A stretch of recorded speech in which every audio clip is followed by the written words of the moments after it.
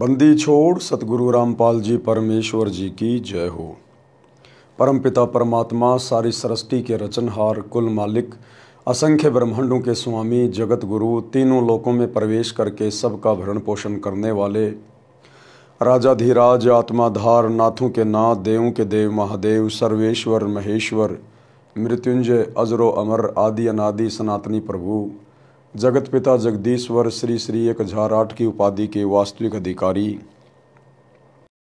अकाल मूरत सौद स्वरूपी राम वासुदेव, सर्वगतम ब्रह्म, परम पूज्य, प्रथम पूज्य, परम संत, परम पुरुष, परम धनी, परम दयालु, सत्य कबीर, हक्का कबीर, कबीर, अल्लाहु अकबर, बाखबर, अल्लाह ताला, जगत के तारणहार, जगत के मुक्तिदाता, जगत के जगन्नाथ, हारे के सहारे, हिंदुओं के राम, मुसलमानों के अल्लाह, सिखों के वाहिगुरु, ईसाइयों के मसीह, दया के सागर दयानिधि, करुणा के सागर करुणानिधि, स्वयंभू परिभू, संकट मोचन, कष्ट हरण, मंगल करण, दुख भंजन, अविगत कबीर, निर्विकार निर्विषम परमात्मा, अलय अलेख सतगुरु, आदि अनादि सतगुरु, असली मर्यादा पुरुषोत्तम, असली राम, असली कृष्ण, असली घनश्याम, असली मुरारी, राजाओं के राजा, महाराजाओं के महाराजा, शहंशाहों के शहंशाह, सम्राटों के सम्राट, भगवानों के भगवान, अल्लाहों के अल्लाह, प्रभुओं के प्रभु, मसीहों के मसीह, सच्चे वाहिगुरु, बाबाओं के बाबा, पीरों के पीर, सेठों के सेठ, जगत सेठ,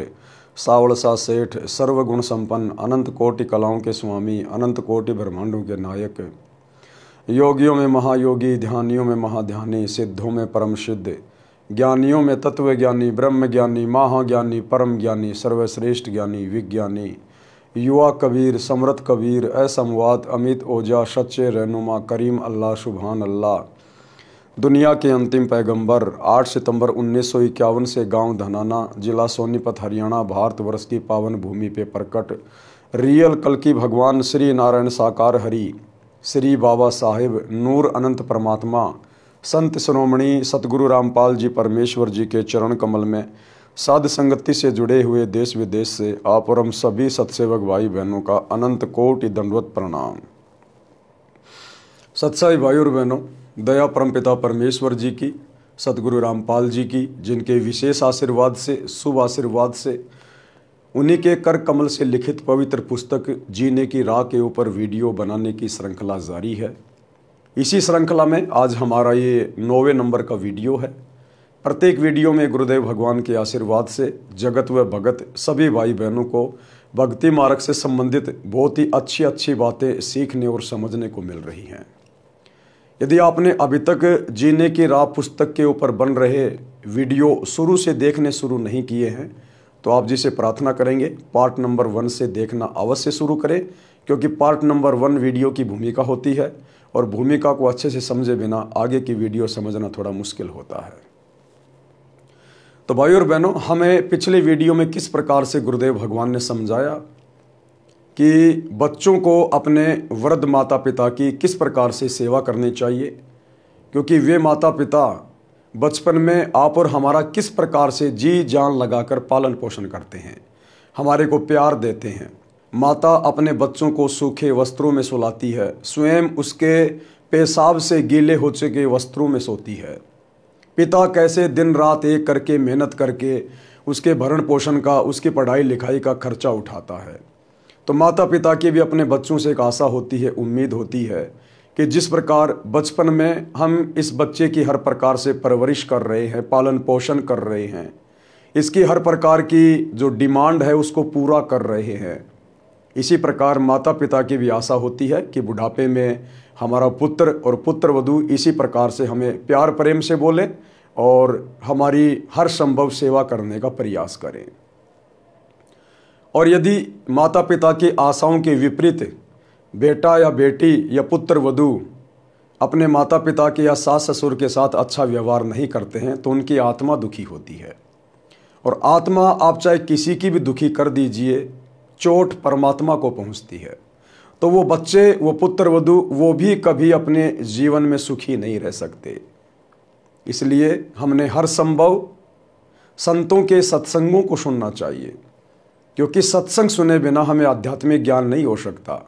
और आध्यात्मिक ज्ञान के बिना हमें अच्छे संस्कार नहीं मिल सकते, और अच्छे संस्कारों के बिना हम एक अच्छे माता पिता की, अच्छे बेटा बेटी की या अच्छी पुत्र वधू की भूमिका कभी भी नहीं निभा सकते।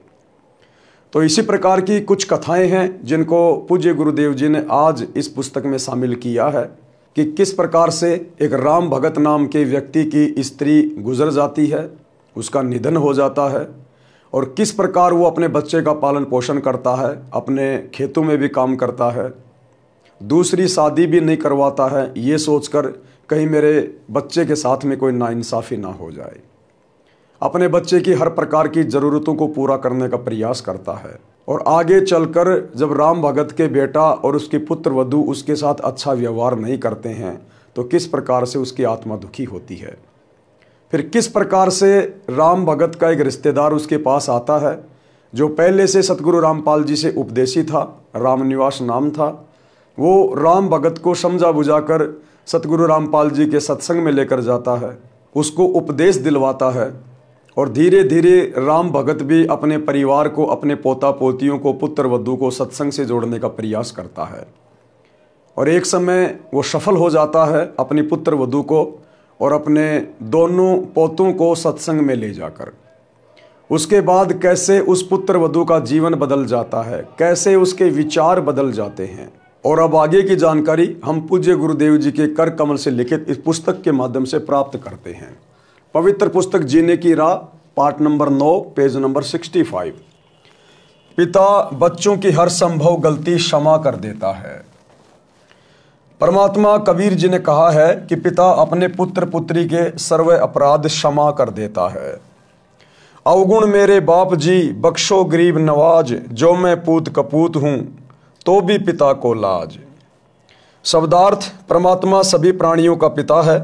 पिता में विशेषता होती है कि उसका बेटा बेटी अज्ञानता में गलती कर देते हैं और वे पिता से क्षमा याचना कर लेते हैं कि भविष्य में कभी गलती नहीं करेंगे, तो पिता उनको तुरंत क्षमा कर देता है। इसलिए भगत परमात्मा से विनय करता है कि हे दीनदयाल, आप तो सबके पिता हो, मेरे अवगुण अर्थात अपराध पिता होने के नाते क्षमा करना। मैं कपूत यानी निकम्मा पुत्र भी हूँ तो भी आप पिता का कर्तव्य पालन करके क्षमा करना। पूज्य गुरुदेव हमें एक बहुत अच्छी शिक्षा दे रहे हैं कि आपने अपने गुरु को शब्द रूप में, परमात्मा के रूप में स्वीकार कर लेना चाहिए, क्योंकि परमात्मा के अलावा सतगुरु की भूमिका करके ये सतज्ञान, शास्त्रों के अनुसार ज्ञान इस पृथ्वी पर अन्य कोई प्रदान नहीं कर सकता है। और उसके बाद फिर हमारा भाव बदलेगा, हमारे सोच विचार बदलेंगे, हमें फिर इस रूप में मात्र एक गुरु दिखाई नहीं देगा, हमें परमात्मा दिखाई देगा, परमेश्वर दिखाई देगा। और उसके बाद भाइयों और बहनों, जब हम गुरु को परमात्मा मान लेते हैं तो भविष्य में हम कभी गलती नहीं करेंगे। फिर यदि फिर भी जाने अनजाने में कोई गलती हो जाती है, क्योंकि हम नादान हैं, हम बच्चे हैं, इस काल के द्वारा परेशान की गई आत्माएं हैं, तो गुरुदेव ने बताया यदि उसके बाद भी कोई छोटी मोटी गलती हो जाती है, कोशिश करो कि जानबूझ के गलती ना हो। यदि फिर भी कोई जाने अनजाने में ऐसा दबाव या प्रेशर से गलती हो जाती है तो उसके बाद आपने अपने गुरुदेव भगवान से हृदय से क्षमा याचना मांगनी चाहिए। मालिक अंतर्यामी है, वो आत्मा का साथी है, वो सर्वा है, सर्वद्रष्टा है, अंतर्यामी है। अगर आप सच्ची नीयत से, अपनी आत्मा से, अपने घर बैठे अपने दरबार साहिब के सामने परमात्मा को दंडवत करके हृदय से क्षमा मांगेंगे तो परमात्मा आपकी उस गलती को माफ़ कर देता है, और भविष्य में फिर हम दोबारा वो गलती करने का प्रयास ना करें। इसलिए आप और हम सभी भगत भाई बहन को गुरुदेव शिक्षा देते हैं कि आत्मा और परमात्मा के बीच में कोई एजेंट नहीं होता, कोई दलाल नहीं होता, किसी प्रकार का कोई कोऑर्डिनेटर करने वाला व्यक्ति नहीं होता, क्योंकि आत्मा का डायरेक्ट संबंध परमात्मा से होता है, गुरु अंतर्यामी होता है। यदि भगत की नीयत सच्ची है, भाव श्रद्धा अच्छी है, तो परमात्मा उसकी बात सुनता है। गुरुदेव कहते हैं चीटी पायल बाजे पैर, साहिब सुनता है सब लहर।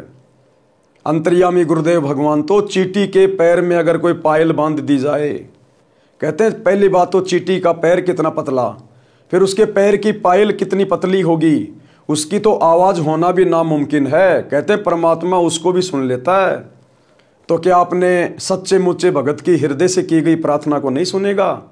महाभारत के युद्ध में जब टटेरी पक्षी ने अपने अंडों की रक्षा के लिए परमात्मा से पुकार की, परमात्मा ने उसकी भी पुकार सुनी। बीच में कोई कोऑर्डिनेटर नहीं, बीच में कोई किसी प्रकार का एजेंट नहीं, कोई दलाल नहीं।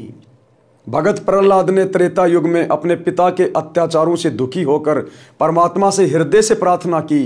परमात्मा ने उसकी प्रार्थना सुनी, नरसिंह रूप धारण करके आए, हिरण्याकुश की छाती फाड़ी। क्या प्रहलाद ने बीच में कोई एजेंट बनाया था, कोई दलाल बनाया था कोऑर्डिनेट करने के लिए? क्या किसी व्यक्ति को खड़ा किया था? नहीं। जब मीराबाई ने जहर पिया तो अपने परमात्मा से हृदय से पुकार की, हृदय से प्रार्थना की। बीच में कोई दलाल नहीं, कोई एजेंट नहीं, परमात्मा ने उसकी भी पुकार सुनी। आज तो परमात्मा धरती पे प्रकट है हमारी पुकार सुनने के लिए, और हम भक्तों का जो कनेक्शन है डायरेक्ट उनसे जुड़ा हुआ है, क्योंकि हम उनकी शरण में हैं। आज तो बड़ी आसानी से सुनेगा परमात्मा, लेकिन सच्चे मुच्चे भगत की सुनेगा, पाक साफ दिल वाले भगत की सुनेगा। बार बार जानबूझकर गलतियां करने वाले की परमात्मा सुनकर भी अनसुनी कर देगा। तो यहां समझाया गया है कि एक सांसारिक पिता भी अपने बच्चे की सैकड़ों गलतियां माफ कर देता है, नजरअंदाज कर देता है, भूल जाता है। जबकि सतगुरु तो हमारे परम पिता होते हैं, सांसारिक माता पिता से हमें हजारों गुना ज़्यादा प्रेम करते हैं, प्यार करते हैं। फिर भला वो कैसे हमारी गलतियों को दिल पे रख के चल सकते हैं? लेकिन अध्यात्म का एक नियम है भाई और बहनों, अध्यात्म में परमात्मा का काल के साथ वचन है, एग्रीमेंट है। इसलिए हमने बार बार गलतियां करने से बचना चाहिए। तो क्या बताया गुरुदेव ने? आगे हमें गुरुदेव राम भगत नामक एक भगत की कथा सुना रहे हैं। इस कथा के माध्यम से पता चलेगा कि संस्कार चाहे कितने ही बिगड़े हुए क्यों ना हो, आपका बेटा बेटी या पुत्र वधू कितने ही निकम्मे क्यों ना हो, यदि उनको सत्संग की राह पे चला दिया जाए तो सत्संग में जाने से, सतगुरु के वचन उनके कानों में पढ़ने से उनका हृदय परिवर्तित हो सकता है। आपका घर जो कलह कलेश का अड्डा बना हुआ है, आपका घर सुखी हो सकता है, स्वर्ग बन सकता है।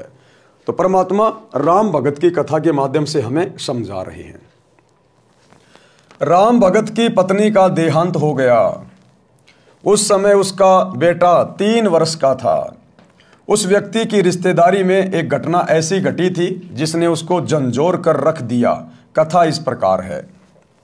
उसके मामा जी अपनी बहन यानी राम भगत की माताजी से लगभग 10 वर्ष बड़े थे। राम भगत के मामा जी थे जो राम भगत की माताजी से 10 साल बड़े थे। तो उनके जीवन में एक घटना घटी थी जिससे शिक्षा लेकर राम भगत ने दोबारा से शादी करने का विचार अपने दिलो दिमाग से त्याग दिया। मामा जी के 2 पुत्र थे। राम भगत की मामी जी का देहांत हो गया। मामा जी ने दूसरा विवाह कर लिया। दूसरी पत्नी को पुत्र हुआ। दूसरी पत्नी पहले वाली के पुत्रों से ईर्ष्या करने लगी। ये विचार किया कि 15 एकड़ जमीन है, 3 जगह बटेगी। उसने उन बच्चों को काच पीस कर दूध तथा खाने में खिला पिला दिया, जिससे दोनों की धीरे धीरे रोगी होकर मृत्यु हो गई। राम भगत के मामा जी की पहली शादी हुई, उससे उसको 2 बेटे प्राप्त हुए। उसके बाद में उसकी पत्नी का देहांत हो गया। अपने बच्चों की परवरिश के लिए, पालन पोषण के लिए राम भगत के मामा जी ने दूसरी शादी करी। दूसरी पत्नी से राम भगत के मामा जी को एक पुत्र प्राप्त हुआ। लेकिन राम भगत के मामा जी की दूसरी पत्नी के मन में दोष आ गया कि हमारे पास में 15 एकड़ जमीन है और यदि बराबर बराबर बांटी जाएगी तो मेरे बच्चे के हिस्से में जमीन थोड़ी आएगी। ये सोचकर उसने उन पहली वाली औरत के दोनों बच्चों को धीरे धीरे काच पिलाना शुरू कर दिया, दूध में या खाने में डालकर। और वो दोनों बच्चे जो राम भगत के मामा जी की पहली वाली पत्नी से थे, वो दोनों बच्चे धीरे धीरे बीमार होकर मृत्यु को प्राप्त हो गए। डॉक्टर ने बताया कि बच्चे काच खा गए हैं, जिस कारण से इनकी मृत्यु हो गई है। एक दिन उसकी पत्नी ने पड़ोस से बताया कि मैंने ऐसे ऐसे किया, मेरे बेटे को 15 एकड़ जमीन मिल गई। उस स्त्री ने मेरे मामा जी को बताया। मामा जी छोटी मामी को बहुत प्यार करते थे और उस पर विश्वास करते थे। उन्हें विश्वास नहीं हो रहा था। एक दिन छोटी मामी अपने भाई से बता रही थी कि मैंने ऐसे ऐसे किया, तेरे भांजे को 15 एकड़ जमीन मिल गई। एक दिन उसका भाई उसके घर पे आया हुआ था और वो अपने भाई से सारी बातें बता रही थी। उसी समय राम भगत भी अचानक से घर के खिड़की के पास में खड़ा होकर सारी बातें सुन रहा था और उसको बड़ा धक्का सा लगा कि जिस औरत पे मैं इतना विश्वास करता था उस औरत ने कैसा घटिया कर्म किया है। और उस औरत के भाई ने, जिसको वो सारी बातें बता रही थी कि तेरे भांजे को 15 एकड़ जमीन मिल गई, मैंने ऐसे ऐसे उन दोनों बच्चों को दूध में कांच पिला पिला के मार दिया, तो उसका भाई भी उसको धमका रहा है कि इस पाप को लेकर कहां जाएगी, परमात्मा के दरबार में तुझे जवाब देना पड़ेगा। तूने ऐसा कुकृत्य क्यों किया, तूने तो बहुत बड़ा जालिम कर्म किया है। ये बात मेरा मामा भी सुन रहा था क्योंकि वह खिड़की से बाहर स्वाभाविक खड़ा था। मामी का भाई बोला कि बहन तूने जुल्म कर दिया, इस पाप को कहाँ रखेगी, आज के बाद मैं तेरी शक्ल देखने भी नहीं आऊंगा। उसका भाई कोई अच्छी आत्मा का था। उसके भाई ने भी उसको धमकाया कि बहन तूने ये क्या कर दिया, आज के बाद मैं तेरी शक्ल भी नहीं देखूंगा। मामा जी का दिमाग फटने को हो गया, घर त्याग कर अपनी बहन के घर आ गया, यानी हमारे राम भगत के घर पर जीवन व्यतीत किया। कुछ वर्ष के पश्चात छोटी मामी से जन्मा वह पुत्र भी मर गया। अब ऐसी निकम्मी के खुद के पुत्र कैसे जीवित रह सकते हैं जो दूसरों के पुत्रों के साथ में ऐसा अत्याचार कर रही है। कुछ दिनों के बाद में उसका जो पुत्र था, जिसको 15 एकड़ जमीन का मालिक बनाने के लिए उसने 2 बच्चों की हत्या कर दी थी, कुछ दिनों बाद में उसका बेटा भी मर गया। वह छोटी मामी किसी के साथ भाग गई। पता चला कि उस व्यक्ति ने उसके गहने छीनकर मारकर कुएं में डाल दिया। पुलिस को पता चला तो उस व्यक्ति को फांसी लगाई गई। इस सर्वनाश महाभारत को याद करके राम भगत ने दूसरा विवाह नहीं किया। ये सारी बातें विचार करके राम भगत ने दूसरा विवाह नहीं किया कि मेरे मामा जी ने दूसरा विवाह किया था, उसके बाद उनका पूरा का पूरा परिवार बर्बाद हो गया, सर्वनाश हो गया। कहीं मेरे बच्चे के साथ में ऐसा ना हो जाए, कहीं कोई निकम्मी औरत घर में ना आ जाए। अपने बच्चे के लिए, अपने बेटे के लिए, उसके सुखद भविष्य के लिए राम भगत जी ने दूसरी शादी नहीं की। लड़के को अपने साथ रखता, हल जोतता था तो पुत्र को कंधे पर बैठा कर रखता था, थक जाता था तो पेड़ के नीचे लेटा देता, स्वयं खाना बनाता, स्वयं स्नान कराता, कपड़े साफ करता, जैसे तैसे लड़का जवान हुआ। यानी राम भगत ने अपने बेटे को कितना प्यार दिया बचपन में, किस कदर उसका पालन पोषण किया, स्वयं सारी मेहनत करता था, बच्चे को पढ़ाया लिखाया, हर प्रकार से उसको समझदार बनाया। विवाह कर दिया, फिर भी सब कार्य करता था। लड़का भी काम में हाथ बटाता था, परंतु कठिन कार्य स्वयं ही करता था।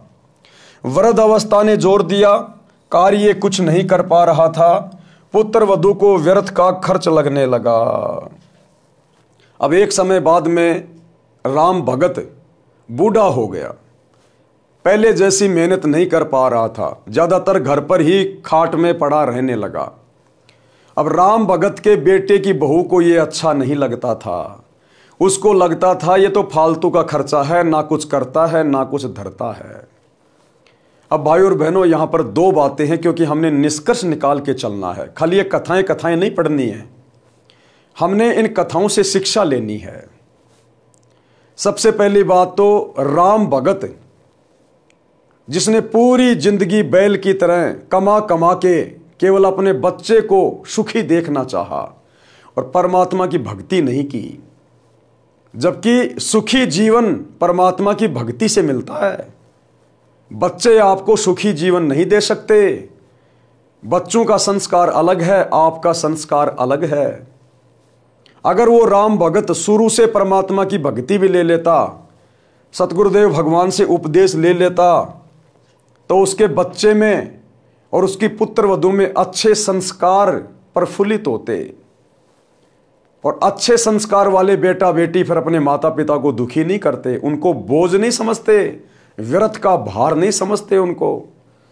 और परमात्मा की अमरती है,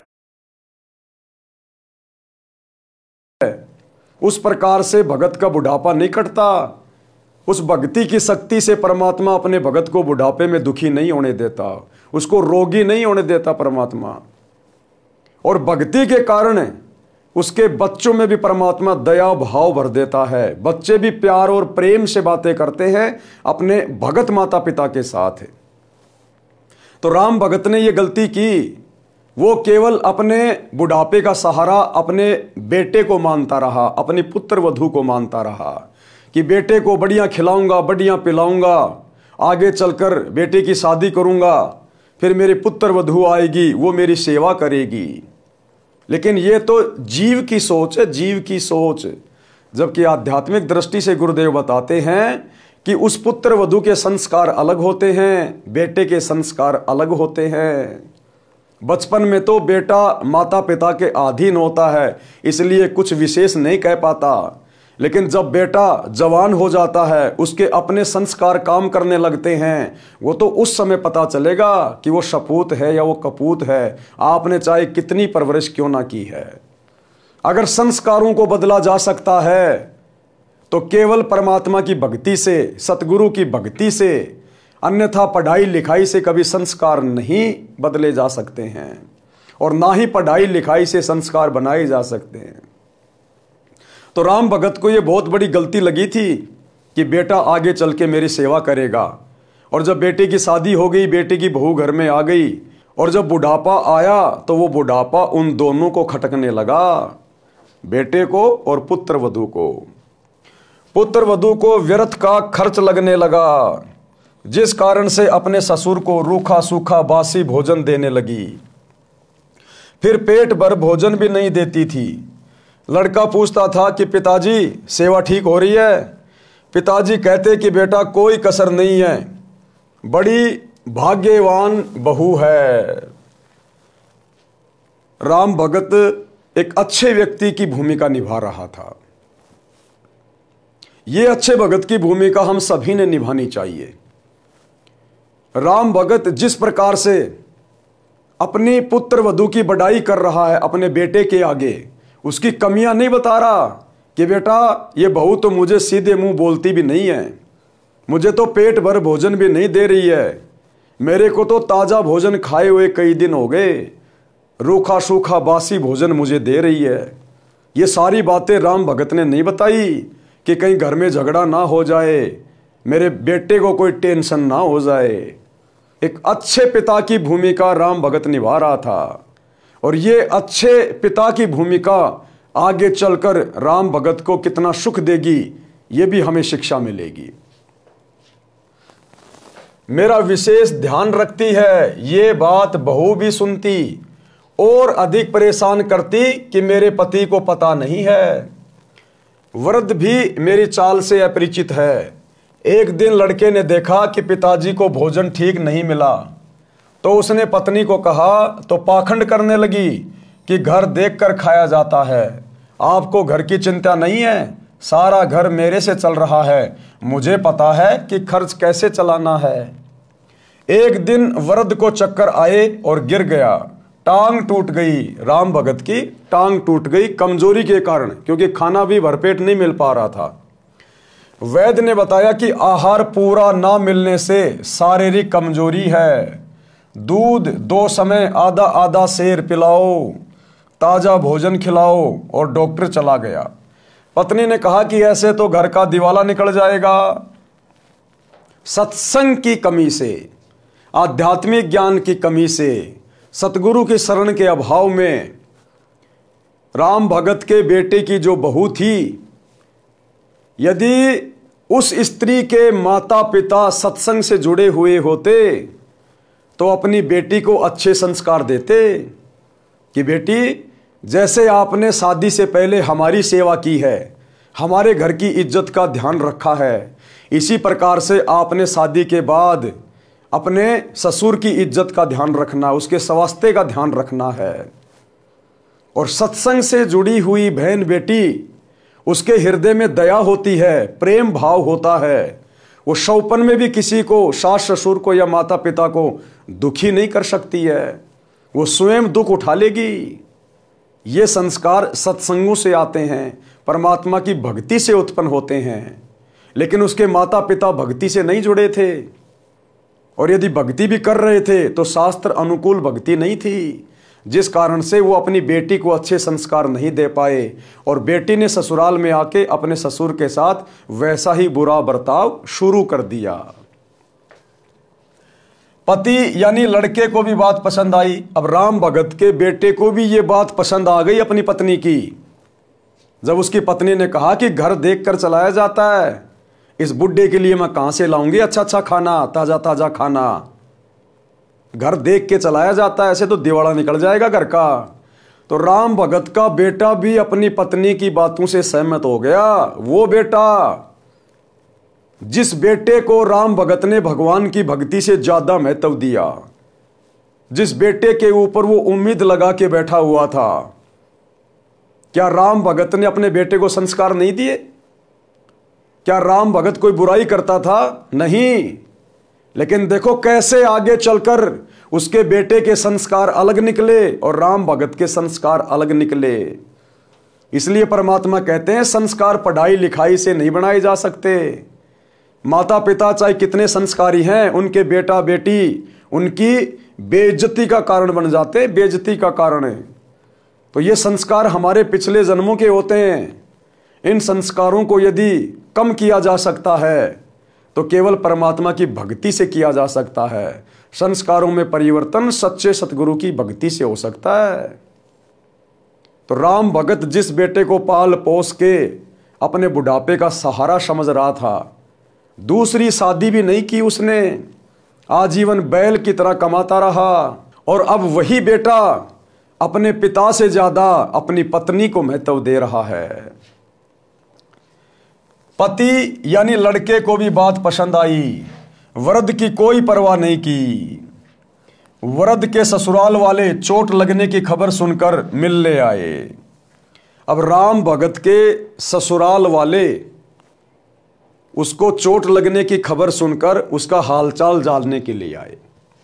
उन्होंने पूछा कि बेटा बहू ठीक सेवा कर रहे हैं क्या? राम भगत ने कहा कि पूछो ना, ऐसे पुत्र तथा पुत्र वधू सबको दे भगवान, मेरे को कोई कष्ट नहीं होने देते। ये तो कोई कर्म की मार से चोट लग गई है। यानी भाइयों और बहनों, राम भगत तो नहीं था उस समय तक, लेकिन जो लक्षण थे उसके अंदर, जो आचार विचार व्यवहार था, वो बिल्कुल भगत वाला था। इतना सब कुछ सहन करने के बाद भी अपने बेटा और अपने बेटी को एक नंबर का बता रहा है। उनके विषय में कोई गिला शिकवा नहीं कर रहा किसी के सामने। उसी गांव में दो बहनों का विवाह हुआ था, एक का राम भगत से, दूसरी का पड़ोस में। जब वे अपनी दूसरी लड़की के घर गए तो पता चला कि उस राम भगत की कोई सेवा नहीं हो रही है। लड़का भी निकम्मा है, ये बात ससुराल वालों के गले नहीं उतरी, क्योंकि वे राम भगत के मुख से सुनकर आए थे कि सेवा में कोई कसर नहीं है। वे कुछ समय बाद पुनः राम भगत के घर गए तो उस समय वह बासी रोटी पानी में भिगो कर खा रहा था। जब राम भगत के ससुराल वालों ने अपनी आंखों से देख लिया कि सूखी रोटी, बासी रोटी पानी में भिगो के खा रहा है, तब जाकर उनको यकीन हुआ कि इसके साथ में कैसा दुर्व्यवहार हो रहा है। इस बात को देखकर राम भगत के ससुराल वाले उसे अपने साथ अपने घर पे ले गए, जो कि सतगुरु रामपाल जी के भगत थे, क्योंकि भगत के अंदर दया भाव होती है, प्रेम भाव होता है। तो राम भगत को अपने साथ अपने घर पर ले गए। यह देखकर उनको रोना आ गया। लड़के को बुलाया तथा कहा कि तेरे को शर्म नहीं आती? पता है तेरे को कैसे पाल पोस कर बड़ा किया है? लड़के की बहू भी आ गई। दोनों बोले कि हम तो ऐसे ही सेवा करेंगे। राम भगत बोला कि आप जाओ। अब राम भगत अपने ससुराल वालों से क्या कह रहा है? राम भगत नहीं चाहता था कि मेरे बेटा बेटी को किसी प्रकार से कोई कष्ट पहुंचे, कोई दुख पहुंचे। फिर भी राम भगत कह रहा अपने ससुराल वालों से कि आप अपने घर पर जाओ, जैसा भी हूं मैं बहुत अच्छा हूं, कोई दिक्कत नहीं है। राम भगत बोला कि आप जाओ, घर में झगड़ा ना कराओ, मेरी किस्मत में जो लिखा है वह मिल रहा है, मैं अपने पुत्र को दुखी नहीं देख सकता। राम भगत की बुआ का लड़का रामनिवास सत्संगी था, यानी जो रामनिवास था, राम भगत की बुआ का लड़का था, वो सत्संगी था। रामनिवास ने सतगुरु रामपाल जी से उपदेश ले रखा था। वह राम भगत को बहुत कहता था कि आप कुछ समय भगवान की भक्ति किया करो, मेरे साथ संत के सत्संग सुनने चला करो। तो राम भगत कहता था कि मैं तो अपने बेटे की पूजा करूंगा, यह सुखी रहे, यही मेरी तमन्ना है। बुआ के लड़के ने कहा कि बेटे की पूजा पूरी हो चुकी हो तो अब भी बना ले कुछ कर्म। अब रामनिवास ने कहा कि भाई राम भगत, अगर बेटे की पूजा पूरी हो गई हो, क्योंकि बेटे की पूजा करते करते अब तेरे को प्रसाद भी मिलने लग गया, अब भी अगर तेरी आंख खुली हो और तेरे बेटे की पूजा पूरी हो गई हो तो अब भी मेरे साथ में सत्संग में चल ले, अभी भी समय बच रहा है। बुआ के लड़के ने कहा कि बेटे की पूजा पूरी हो चुकी हो तो अब भी बना ले कुछ कर्म। फिर भी यही कहा कि बेटे बहू को देख देख कर जी रहा हूं। बहुत कहने के पश्चात राम भगत अपनी बुआ के लड़के रामनिवास के साथ सत्संग में गया। अब राम भगत का भाग्य उदय हो गया, परमात्मा की दया हुई। रामनिवास भगत जी के बार बार कहने से राम भगत सतगुरु रामपाल जी के सत्संग में चला गया। फिर रामनिवास अपने घर ले गया, उसकी दवा कराई, अच्छा खाना खिलाया, कई महीने अपने पास रखा। राम भगत भक्ति पर पूरा दृढ़ हो गया, यानी 3-4 महीने रामनिवास ने राम भगत को अपने घर पे रखा, बढ़िया खिलाया पिलाया, बढ़िया सेवा करी और सत्संग में लेके जाता, ज़्यादा ज़्यादा उसको सत्संग सुनाता, उपदेश दिला दिया, वो अपना मंत्र जाप करने लगा। धीरे धीरे सतगुरु की भक्ति की शक्ति उसके अंदर समावेश होने लगी। तो फिर एक दिन राम भगत वापस अपने घर को चला। राम भगत भक्ति पर पूरा दृढ़ हो गया। घर पर गया तो बच्चों से कहा कि बेटा बेटी पुत्र वधू, आज तक मैंने आपसे कुछ नहीं मांगा, आज एक भीख मांग रहा हूं, आप मेरे साथ सत्संग में एक बार चलो। उन्होंने कहा कि पीछे से पशुओं तथा बच्चों को कौन संभालेगा? राम भगत ने कहा कि बेटा घर पर रह जाएगा, बेटी तथा पोता पोती मेरे साथ चलो। ऐसा ही किया। जब उस पुत्र वधू ने सत्संग के वचन सुने, वहां आने वाले सब भक्तों की सेवा पुराने भगत भगतमती ऐसे कर रहे थे जैसे विशेष मेहमानों की सेवा करते हैं। वृद्ध, रोगी, अपंग श्रद्धालुओं की भी विशेष सेवा कर रहे थे। सत्संग में यह बताया जाता है कि जीव पर दया बनाए रखने से परमात्मा प्रसन्न होता है। दुखियों, असहायों की सहायता करना मानव मात्र का परम कर्तव्य है। अब राम भगत के पुत्र वधू का भी भाग्य उदय हो गया। सबसे पहले परमात्मा ने राम भगत को पकड़ा, अपनी शरण में लिया। राम भगत के माध्यम से फिर उसके परिवार को भी अपनी शरण में ले लिया। वो बेटे की बहू और उसके पोते पोती सत्संग में चले गए। अब बेटे की बहू ने सत्संग में जाने के बाद देखा कि यहाँ आपस में भगत भाई बहन किस तरह प्यार प्रेम से रहते हैं। कोई रोगी आ रहा है, कोई बूढ़ा है, कोई अपंग है, और दूसरे जो युवा भगत हैं, भगतमती हैं, वो उनकी सेवा कर रहे हैं जैसे अपने खुद के माता पिता हों। उनको भोजन ला के दे रहे, उनके कपड़े धो रहे हैं। कोई किसी से क्रोध नहीं करता, कोई किसी से गुस्से में बात नहीं कर रहा। और फिर गुरुदेव के सत्संग सुने। परमात्मा ने सत्संगों में बताया कि जीव के ऊपर दया रखनी चाहिए, यानी हम सब जीव हैं, सास ससुर माता पिता सब जीव हैं। तो सच्चे सतगुरु के सत्संग कान के द्वारा जब अंदर गए तो आत्मा में परिवर्तन होना शुरू हो गया। सत्संग में जाकर उन्हें बहुत अच्छा लगा, बहुत कुछ उन्होंने सीखा। परमात्मा कहते हैं दया धर्म का मूल है, पाप मूल अभिमान, कहे कबीर दयावान के पास रहे भगवान। शब्दार्थ, धर्म वही करता है जिसके हृदय में दया है, दया धर्म की जड़ है, तथा पाप वह करता है जिसमें अभिमान भरा है, अभिमान पाप की जड़ है। कबीर परमात्मा ने कहा है कि दयावान के साथ परमात्मा रहता है। यानी जब हम भक्ति करेंगे, भगत बन जाएंगे, तो हमारे अंदर दया भाव उत्पन्न होगा, हम दयावान बन जाएंगे, और ऐसे भक्तों के साथ में, ऐसी आत्माओं के साथ में फिर सदा परमात्मा रहता है। और परमात्मा जिसके साथ में हो लिया, फिर उसको कष्ट कैसा, उसको दुख कैसा, फिर अभिमानी के पास नहीं रहता। राम भगत की पुत्र वधू जिस भगतमती के पास बैठी थी, वह बोली कि बहन आप भी कुछ सेवा कर लो। सत्संग वचन, अब गुरुदेव के सत्संगों में क्या बताया गया, राम भगत के पुत्र वधू ने क्या सुना अपने गुरुदेव के मुख कमल से जब सत्संग सुनाया जा रहा था। यानी सतगुरु रामपाल जी भगवान ने सत्संग में क्या बताया। गुरुदेव जी बताते हैं कि जो सेवा भक्ति करेगा उसी को फल मिलेगा। मैं भोजन खाऊंगा तो मेरा पेट भरेगा, आप खाओगे तो आपका पेट भरेगा। सब प्राणी परमात्मा के बच्चे हैं। इस 21 ब्रह्मांड में जितनी भी आत्माएं हैं, जिन जिन शरीरों में हैं, जिन जिन योनियों में हैं, गधे, कुत्ते, सुअर, कीट, पतंग, बैल, मक्खी, मच्छर, इंसान, स्त्री, पुरुष, ये सब परमात्मा की आत्मा है, परमात्मा के बच्चे हैं।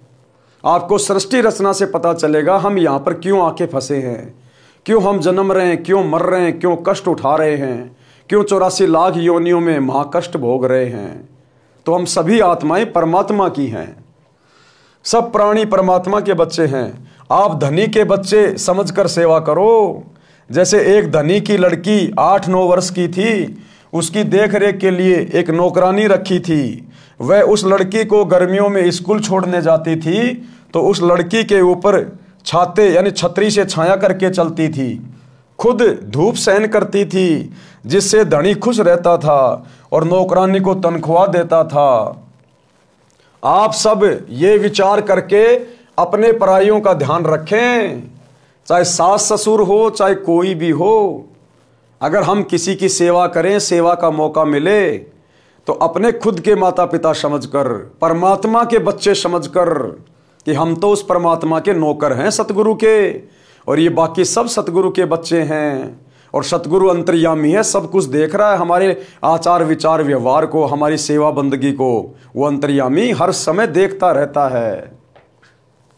सास ससुर की सेवा, छोटे बड़े की सेवा, सबका सम्मान करना आप जी का परम कर्तव्य है।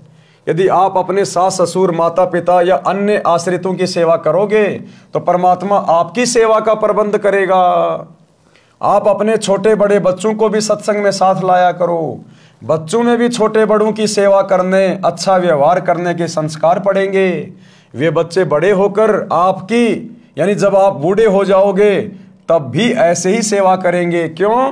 क्योंकि उन बच्चों ने बचपन से वही चीजें देखी हैं कि सत्संग में कैसे बड़े बूढ़ों की सेवा की जाती है, घर में मेरे माता पिता कैसे मेरे दादा दादी की सेवा कर रहे हैं, तो बच्चे में फिर वही गुण विकसित होने लग जाते हैं।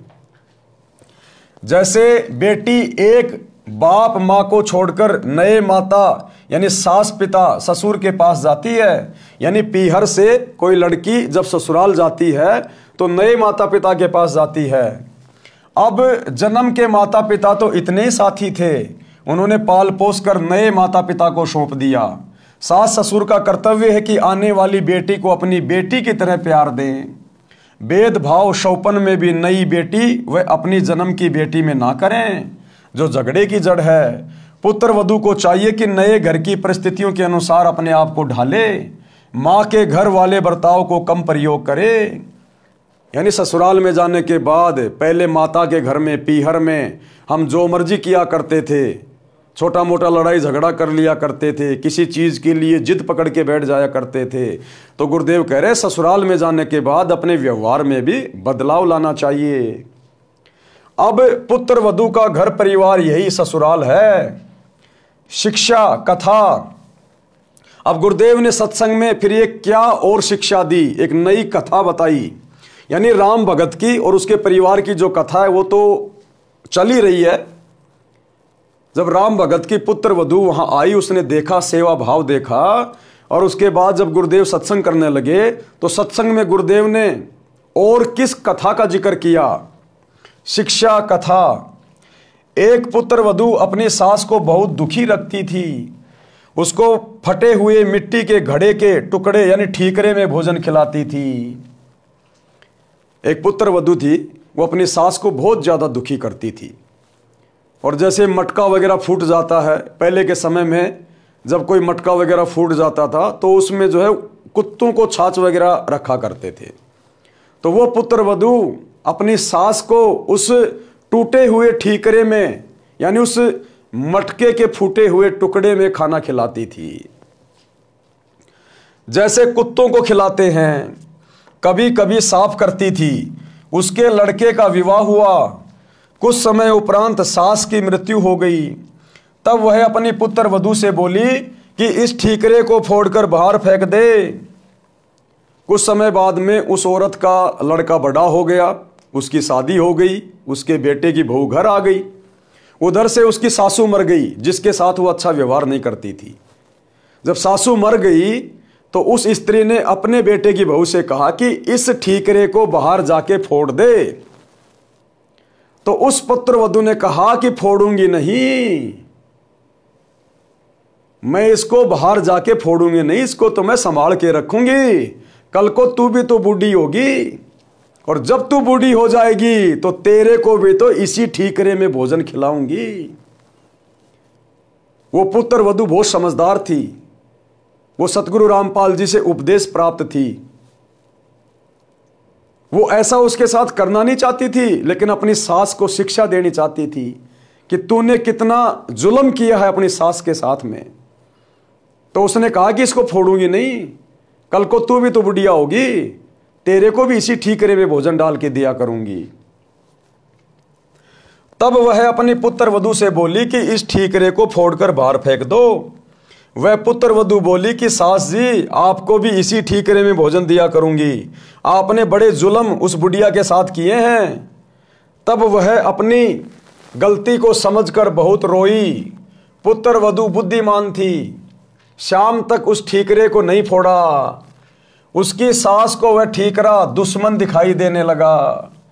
पुत्र वधू ने कहा कि माता जी, मैंने सत्संग सुने, मैं अपने कर्म खराब नहीं करूंगी।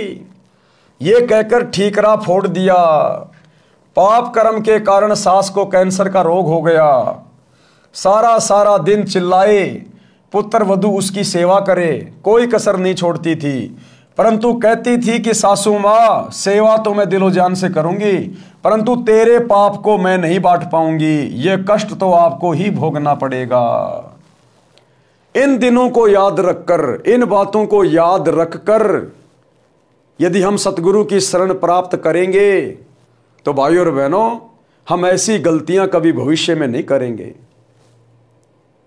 यदि आप ऐसी गलतियां नहीं करते हैं और आपने उपदेश भी नहीं ले रखा है, आपकी आत्मा बहुत अच्छी है, आपके अंदर दया है, लेकिन फिर भी भाइयों और बहनों, सत्संग के बिना, सच्चे सतगुरु की शरण के बिना हमारे भाग्य में आने वाले संकट नहीं कटेंगे।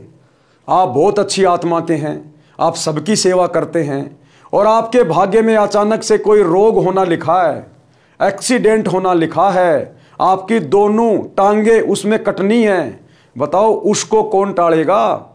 उस संस्कार को कौन मिटाएगा? आपका दया भाव नहीं मिटाएगा। आपकी अच्छाई आपके संस्कार को नहीं काटेगी, संस्कार को तो सतगुरु की भक्ति काटेगी। इसलिए आप अच्छे हैं या बुरे हैं, लेकिन अपने आगे के भविष्य के लिए आपने सतगुरु की शरण लेना अति आवश्यक है। और सच्चा सतगुरु धरती पर केवल वर्तमान में एक ही है, सतगुरु रामपाल जी। यदि सत्संग सुने होते तो ये दिन नहीं देखने पड़ते। अब वो पुत्र वधू अपनी सास को समझा रही है, जिसको कैंसर हो गया था, बहुत ज्यादा रोती थी, चिल्लाती थी, पीड़ा भोग रही थी। तो पुत्र वधू कह रही है कि सासू जी, सेवा तो मैं आपकी दिलो जान से करूंगी, लेकिन आपके जो पाप कर्म है, जिनके कारण आप ये कष्ट भोग रही हैं, ये पीड़ा तो आपको सहन करनी पड़ेगी। अगर समय रहते जाग जाती, संत के सत्संग में जाती, थोड़ी बहुत भक्ति करती तो अपनी सासू की भी सेवा करती डर के भगवान से कि आज इसकी सेवा मैं नहीं करूंगी तो कल को मेरी कौन करेगा, तो ये पाप कर्म करने से बच जाती। तो साथ में वो अपनी सासू को भी समझाती थी। यदि सत्संग सुने होते तो ये दिन नहीं देखने पड़ते। तब उस जालिम औरत ने कहा कि बेटी, मैं महापापणी हूं, क्या मेरा भी उद्धार हो सकता है? मैं भी दीक्षा लेना चाहती हूं। लड़की सत्संगी घर की थी, उसको पता था कि दीक्षा लेकर भक्ति करने से पाप कर्म नष्ट होते हैं। आप चाहे कितने ही घोर पापी हैं, आपने कितने जुल्म कर रखे हैं, यदि आप अंत में उनका प्रायश्चित करके और सच्चे सतगुरु की शरण में आ जाते हैं तो सतगुरु आपके उन पाप कर्मों को धीरे धीरे नष्ट करना शुरू कर देते हैं। उसको पता था कि दीक्षा लेकर भक्ति करने से पाप कर्म नष्ट होते हैं। जिनके अधिक पाप हैं, भक्ति करने से लाभ ही होगा, पाप कम ही होंगे तथा भविष्य में मानव जन्म भी मिल जाता है। यदि मर्यादा में रहकर अंतिम श्वास तक साधना करता रहे। सत्संग में गुरुदेव जी उदाहरण देकर समझाते हैं कि जैसे किसी का कपड़ा कम मैला है तो थोड़े प्रयास से ही निर्मल हो जाता है, यदि अधिक मैला है तो 2-3 बार साबुन पानी से धोने से निर्मल हो जाता है। जिसने अधिक मैला कर रखा है तथा अन्य दाग भी लगाए हैं तो ड्राई क्लीन से साफ हो जाता है। यदि साफ करने का इरादा दृढ़ हो तो मिस्त्री का काला हुआ वस्त्र भी साफ हो सकता है। लड़की यानी पुत्र वधू को पता था कि सास जी ने तो मिस्त्री वाली दशा कर रखी है, यानी अपने पाप कर्म बहुत ज्यादा बढ़ा रखे हैं, अपनी आत्मा को बहुत ज्यादा मैला कर रखा है। फिर भी परमात्मा की शरण में अवश्य लाभ होता है। इस उद्देश्य से अपनी सासू माँ को भी दीक्षा दिला दी। कुछ समय पश्चात कैंसर में कुछ पीड़ा कम हो गई, यानी गुरुदेव भगवान के आशीर्वाद से धीरे धीरे वो स्वस्थ होने लगी। उसकी दर्द, उसकी तकलीफ धीरे धीरे कम होने लगी। सत्संग सुनकर उसे रोना आया कि माता पिता की बहू बेटों से क्या आकांक्षा होती है। मुझ पापिन ने अपने सासू जी के साथ क्या बर्ताव किया, मुझे तो ये रोग होना ही था। यदि पहले ये ज्ञान सुनने को मिल जाता तो मैं क्यों ये पाप करती। इसीलिए भाइयों और बहनों, समय से पहले गुरुदेव भगवान ने सत्संग करके पुस्तकें लिख के आप लोगों को समझाने का प्रयास किया है, जो अभी सतगुरु रामपाल जी की शरण से कोसों दूर है, जो केवल अपने इसी जीवन को उत्तम मान रहे हैं। थोड़ी बहुत पिछले जन्मों के पुण्यों के कारण जो सुख सुविधाएं आपको प्राप्त है, आप केवल इन्हीं में मगन हो रहे हो, मस्त हो रहे हो। आप लोगों को शिक्षा लेनी चाहिए। आपके संस्कार अलग हैं, आपके बच्चों के संस्कार अलग हैं। यदि सतगुरु के शरण में नहीं आए समय रहते तो आगे भविष्य में क्या संस्कार अंगड़ाई लेंगे, कैसे कैसे कष्ट आपके शरीर पर और आपके परिवार पर आन पड़ेंगे। जिन बच्चों के भरोसे, जिनको पढ़ा लिखा के बड़े अधिकारी बना के आप निश्चिंत होके बैठे हैं कि बुढ़ापे में बच्चे सेवा करेंगे, इनकी कमाई से हम ऐश करेंगे, क्या पता वो बच्चा कल को एक्सीडेंट में मारा जाए और वो पुत्र वधू किसी और के साथ भाग जाए। कहाँ तुम्हारे बच्चे ने आपको सुख दिया, कहाँ उस बच्चे की नौकरी ने आपको सुख दिया। इंसान यदि सुखी होगा तो सतगुरु की भक्ति से, सतगुरु के आशीर्वाद से। सतगुरु जो व्यवस्था कर देगा भगत की भक्ति के कारण, दान पुण्य के कारण, सेवा के कारण, वो यहाँ का राजा भी अपने मित्र की नहीं कर सकता है। इसलिए सतगुरु के सत्संग सुनकर उनकी शरण में आना अति आवश्यक है। यदि पहले यह ज्ञान सुनने को मिल जाता तो मैं क्यों ये पाप करती, निर्मल जीवन जीती, सासू माँ की आत्मा भी खुश करती, अपना जीवन सफल कर लेती। उपरोक्त वचन सुनकर राम भगत जी की पुत्र वधू उस अपनी सहेली पुरानी भगतमती से लिपट कर फूट फूट कर रोने लगी। अब जब गुरुदेव भगवान ने सत्संग में यह कथा सुनाई तो राम भगत के बेटे की बहू अपने साथ में बैठी दूसरी सत्संगी बहन के साथ लिपट लिपट कर रोने लगी। उसे अपने पुराने दिन याद आ गए कि मैंने मेरे ससुर जी के साथ में किस कदर बुरा बर्ताव किया, समय पे भोजन नहीं दिया, रूखा सूखा भोजन दिया। बुढ़ापे में माता पिता को प्यार प्रेम की आवश्यकता होती है, वो भी मैंने उनके साथ नहीं किया। और मेरे ससुर ने मेरे साथ कितना अच्छा बर्ताव किया। तो ये सारी बातें याद कर करके और राम भगत के बेटे की बहू फूट फूट के रोने लगी। सतगुरु के एक सत्संग ने उसके पाप कर्मों को फोड़ के रख दिया। विचार करने पे मजबूर हो गई कि कल को ये समय मेरा भी आएगा, मैं ये पाप लेके कहां जाऊंगी फिर। तो फूट फूट के रोने लगी। उपरोक्त वचन सुनकर राम भगत जी की पुत्र वधू उस अपनी सहेली पुरानी भगतमती से लिपटकर फूट फूट कर रोने लगी। आधा घंटे तो अपने को रोक नहीं सकी। अधिक सांत्वना के पश्चात सुबकी रुकी और अपने ससुर पिता के साथ किए बर्ताव का उल्लेख रोते रोते किया कि मैंने अपने ससुर जी के साथ में किस कदर बुरा बर्ताव किया, और अंत में मेरे ससुर ही मुझे प्रार्थना करके सत्संग में लेके आए हैं। अपने ससुर जी की इंसानियत भी बताई कि कभी अपने बेटे से भी नहीं बताया कि मेरी बहू मेरे साथ ऐसा बुरा बर्ताव कर रही है। अब यह है भाइयों और बहनों राम भगत की इंसानियत का और सहनशीलता का नतीजा।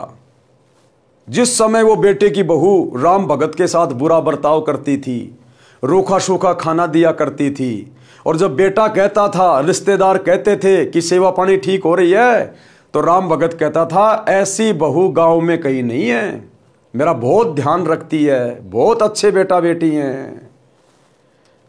भाइयों और बहनों, उस समय यदि राम भगत रिश्तेदारों से या गांव वालों से या अपने बेटे से अगर अपनी पुत्र वधू की बुराई करता, उसको डांट मरवाता, उसकी बेइज्जती करवाता, क्योंकि रिश्तेदारों के सामने बुराई करता, हकीकत बताता, तो रिश्तेदार आकर उसको डांटते फटकारते, गांव में उस पुत्र वधू की बेइज्जती होती कि कैसी निकम्मी बहू आई है, अपने ससुर की इज्जत भी ढंग से नहीं करती। क्या पता वो बेटा भी अपनी पत्नी पे हाथ साफ कर देता। लेकिन राम भगत की सहनशीलता ने, उसकी इंसानियत ने, एक अच्छे व्यक्ति के गुण जो उसके अंदर विद्यमान थे, जिस कारण से उसने कभी भी अपने बेटा बेटी की बुराई नहीं की, किसी के आगे नहीं रोया धोया, उस इंसानियत का परिणाम यह निकला कि वो पुत्र वधू उसके साथ में सत्संग में गई और आज उसका हृदय परिवर्तन हो गया। अन्यथा यदि वो अपने बेटे की बहू की बुराई करता, शिकायत करता, लड़ाई झगड़ा करता, तो वो बेटे की बहू कभी भी राम भगत के साथ में सत्संग में नहीं आती कि तू काहे का सत्संगी है। अरे सत्संगियों को तो हमने सुना है अपने गुरु पे विश्वास होता है, भक्ति पे विश्वास होता है, और तू तो सारा दिन मेरी निंदा चुगली, मेरी बुराई करने से बाज नहीं आ रहा। 24 घंटे हमारे घर में तू झगड़ा रखता है। तो वो बेटे की बहू कभी भी उसकी बातें सुन के सत्संग में नहीं आती। अगर राम भगत सहनशीलता नहीं दिखाता, तो थोड़ा बहुत वो संघर्ष नहीं करता, तो और संघर्ष किया तो अंत में परमात्मा ने पूरे परिवार को लाइन पे लाके खड़ा कर दिया। तो हमने शिक्षा लेनी है सतगुरु से, उपदेश लेने के बाद ये काल जो अन्य आपके घर में उपदेशी हैं उनके साथ आपका झगड़ा करवाएगा, आपको सही से भक्ति नहीं करने देगा, क्योंकि हमारी मर्यादा, हमारी परंपरा, हमारे नियम अन्य उपदेशी व्यक्तियों से भिन्न होते हैं, अलग होते हैं। वो हमें इतना जल्दी समझ नहीं पाते और हम उनके चक्कर में आके मर्यादा तोड़ नहीं सकते, तो परस्पर थोड़ा बहुत विरोध बन जाता है। तो ऐसे में यदि भगत या भगतमती को परिवार का कोई भी अनुपदेशी व्यक्ति दो बातें कह देता है, दो चार थप्पड़ मुक्के मार देता है, तो भगत ने सहनशीलता दिखानी चाहिए, नम्रता दिखानी चाहिए। अगर उसके साथ में वैसे लड़ाई झगड़ा करने लग गए, थप्पड़ का जवाब थप्पड़ से देने लग गए, गाली का जवाब गाली से देने लग गए, तो उस व्यक्ति का हृदय परिवर्तन कभी भी नहीं होगा, कभी भी, आपसे तो विशेषकर नहीं होगा। भले दूसरे के कहने से वो सत्संग में चला जाए, लेकिन आपके कहने से नहीं जाएगा, क्योंकि आपसे फिर वो ईर्ष्या रखने लग जाएगा विशेष, क्योंकि आपके व्यवहार में वो कोई परिवर्तन नहीं देख रहा, कोई बदलाव नहीं देख रहा। तो जिस प्रकार से राम भगत ने परिवार में झगड़ा और कलह से बचने के लिए जो समझदारी दिखाई, उसी प्रकार हम भक्तों ने भी अपनी भक्ति को सफल बनाने के लिए एक भगत के गुण अपने ऊपर धारण करते हुए इसी प्रकार की समझदारी दिखाते हुए आगे बढ़ना है। बेटे के पूछने पर यही कहता था कि बेटा किसी प्रकार की सेवा में कमी नहीं है, बड़े अच्छे घर की बेटी है, समझदार है, हमारा सौभाग्य है कि ये अपने घर आ गई, हमारा तो इस बेटी ने घर बसा दिया है। मैं पापिन ये शब्द सुनकर भी नरम नहीं पड़ी। क्योंकि मेरी आत्मा पर पाप कर्मों की परत चढ़ चुकी थी, जो 2-3 बार सत्संग सुनने के पश्चात पाप की परत उतरी है। आत्मा में अच्छे संस्कार उठने लगे। 3 दिन सत्संग सुनकर भगत राम भगत पोता पोती तथा पुत्र वधू के साथ घर पर आ गया। अब 3 दिन लगातार गुरुजी का सत्संग सुना, दोनों टाइम सुबह शाम, और बेटे की बहू को अच्छे से समझ में आ गया। अपने बुरे बर्ताव से आत्मग्लानि हो गई। ससुर जी के प्रति उसका विचार, उसका रवैया बिल्कुल बदल गया। अपने सगे पिता जैसा दिखाई देने लगा। कैसे? सत्संग के कारण, सतगुरु की शरण के कारण, सतगुरु की भक्ति के कारण है। क्योंकि संस्कार सतगुरु बनाता है और ये काल हमारे संस्कारों को सत्संग के भाव से बिगाड़ता है। तो राम भगत जी 3 दिन तक सत्संग सुनकर सहपरिवार अपने घर वापस आ जाते हैं। बच्चों ने भी वहां छोटे बच्चों को खाना खिलाने, पानी पिलाने की सेवा करते अन्य पुराने सत्संगी बच्चों को देखा तो वे भी सेवा करने लगे। अब राम भगत के पोता पोती भी सत्संग में अन्य जो छोटे छोटे बच्चे थे सेवा कर रहे थे, भंडारे में पानी पिला रहे थे, किसी को चाय पिला रहे थे, किसी को नहला रहे थे। तो वो छोटे छोटे बच्चे भी वही सेवा करने लगे वहां पर। उनको भी बड़ा आनंद आने लगा दूसरों की सेवा करने में। घर पर आकर अपने दादाजी के लिए पानी की बाल्टी भरकर दोनों भाई बहन लटका लाए और बोले, दादाजी स्नान कर लो। राम भगत जी ने कहा कि बच्चों, तुम्हारे पेट में दर्द हो जाएगा, इतना वजन मत उठाओ, मैं अपने आप ले जाऊंगा। बच्चे बोले कि दादाजी, सत्संग में गुरुजी ने बताया था कि सेवा करने से लाभ ही लाभ मिलता है, कोई कष्ट नहीं होता। अगर पेट में दर्द भी हो गया तो सेवा के कारण गुरुजी ठीक कर देंगे। हम रोटी खाएंगे तो हमारा पेट भरेगा, हम सेवा करेंगे तो हमें पुण्य मिलेगा। बच्चों में भी इतनी जल्दी संस्कार उत्पन्न हो गए। जैसी सेवा वो आश्रम में कर रहे थे, तुरंत घर पे आकर अपने दादाजी के लिए पानी की बाल्टी भर के लेके आ गए, गर्मा गर्म पानी की। यदि रोग भी हो तो भक्ति और सेवा से समाप्त हो जाता है। वहां आश्रम में अनेकों माई भगत बता रहे थे कि हम बीमार रहते थे, नाम लेने के पश्चात जैसी सेवा कर सके करने लगे, हम स्वस्थ हो गए। डॉक्टरों ने जवाब दे दिया था, देखो हमारी दवाइयों की पर्चियां, 4 वर्ष से उपचार चल रहा था, अब कोई दवा नहीं खाते। बच्चों ने क्या बताया दादाजी को? जब दादा ने कहा कि बच्चों ज्यादा वजन मत उठाओ, पेट में दर्द हो जाएगा, तो बच्चों ने सत्संग में सुनी बातें बतानी शुरू कर दी कि गुरुजी ने कहा था कि अगर हम सेवा करेंगे तो हमारे को पुण्य मिलेगा, हम रोटी खाएंगे तो हमारा पेट भरेगा। और अगर कोई दिक्कत भी हो गई तो गुरुजी कह रहे थे कि भगवान तो अपनी भक्ति से रोग को भी ठीक कर देता है। हमने वहां बहुत सारे भगत देखे थे जो हॉस्पिटल से दुखी होके, डॉक्टरों से दुखी होके अपनी पर्चियां ले लेके आए थे कि हम इतने सालों से बीमार थे, हमारे ऊपर कोई दवा काम नहीं कर रही थी। जैसे ही हमने सतगुरु रामपाल जी से उपदेश लिया, तुरंत हमारा रोग समाप्त हो गया। यानी सतगुरु ने तो हॉस्पिटलों को भी फैल कर दिया, डॉक्टरों को भी फैल कर दिया। हमारे गुरुजी तो डॉक्टरों के भी डॉक्टर हैं। दास गरीब तबीब सतगुरु बंदी छोड़ कबीर हैं। तबीब यानी वैद्य, वैद्यों का वैद्य भी सतगुरु है। ये हमारे शरीर और आत्मा दोनों का वैद्य है। तो ये सारी बातें वो अपने दादाजी को बताने लगे। परमात्मा ने वेदों का भी हवाला दिया है। ऋग्वेद मंडल 10 सूक्त 161 मंत्र 2 में भी यही प्रमाण है कि यदि रोगी मृत्यु के निकट पहुंच गया है, यानी उसको असाध्य रोग भी हो गया हो, यदि वह भक्ति पर लग जाए तो परमात्मा उसको मृत्यु के मुख से निकाल कर ले आए। आज हमें वही तो परमात्मा मिला हुआ है। और इस परमात्मा को किसी का रोग ठीक करने के लिए हॉस्पिटल की जरूरत नहीं है, डॉक्टरों की जरूरत नहीं है, मेडिसिन की जरूरत नहीं है। ये परमात्मा समर्थ है अपनी भक्ति की शक्ति से, अपने आशीर्वाद से। सतगुरु जो चावे सो कर ही, 14 कोटि दूत यम डर ही, ऊत भूत जम त्रास निवारे, चित्रगुप्त के कागज फाड़े। अगर धर्मराज के कागजों में भगत की रोग से मृत्यु होनी लिखी हो, परमात्मा उसको भी कैंसिल कर देगा, उसके कागज फाड़ देगा, अपने भगत की तकदीर नए सिरे से अपने हाथ से लिख देगा। उसे स्वस्थ करके 100% यानी पूरी आयु जीवन देता है। लेखक, ये लेखक शब्द क्यों लिखा है पता है लास्ट में? कि ऋग्वेद मंडल में जिस प्रकार से परमात्मा के गुण लिखे हैं ना, आज इस पुस्तक का लेखक है उन समस्त गुणों युक्त, यानी आज लेखक स्वयं धरती पर सतगुरु रूप में आपको उपलब्ध है, प्राप्त है। ये ऋग्वेद में इसी सतगुरु के विषय में लिखा हुआ है। जब सतगुरु कबीर जी धरती पर प्रकट होते हैं संत रूप में, तब वो ऐसे चमत्कार करते हैं। और निसंदेह सतगुरु रामपाल जी की शरण में आने के बाद हजारों नहीं लाखों की संख्या में आपको ऐसे भगत भाई बहन मिलेंगे जिनको देश के बड़े बड़े hospital, PGI, AIIMS, Apollo, Safdarjung, इन्होंने मना कर दिया था कि अब आगे आपका जीवन शेष नहीं है, घर जाइए। घर वालों को कह दिया था 2-3 महीने सेवा कीजिए, इससे ज़्यादा जीवन नहीं है। और जैसे सतगुरु की शरण में आए, उपदेश लिया, भक्ति शुरू की, आज वो घोड़े की तरह दौड़ रहे हैं। ऋग्वेद में लिखा है परमात्मा अपने भगत को यदि वो मृत्यु के निकट भी पहुंच चुका है, धर्मराज के दरबार में भी यदि यम के दूत उसको ले गए हैं, परमात्मा वहां से भी अपने भगत को छुड़वा कर 100 वर्ष की आयु प्रदान कर देता है भक्ति के लिए।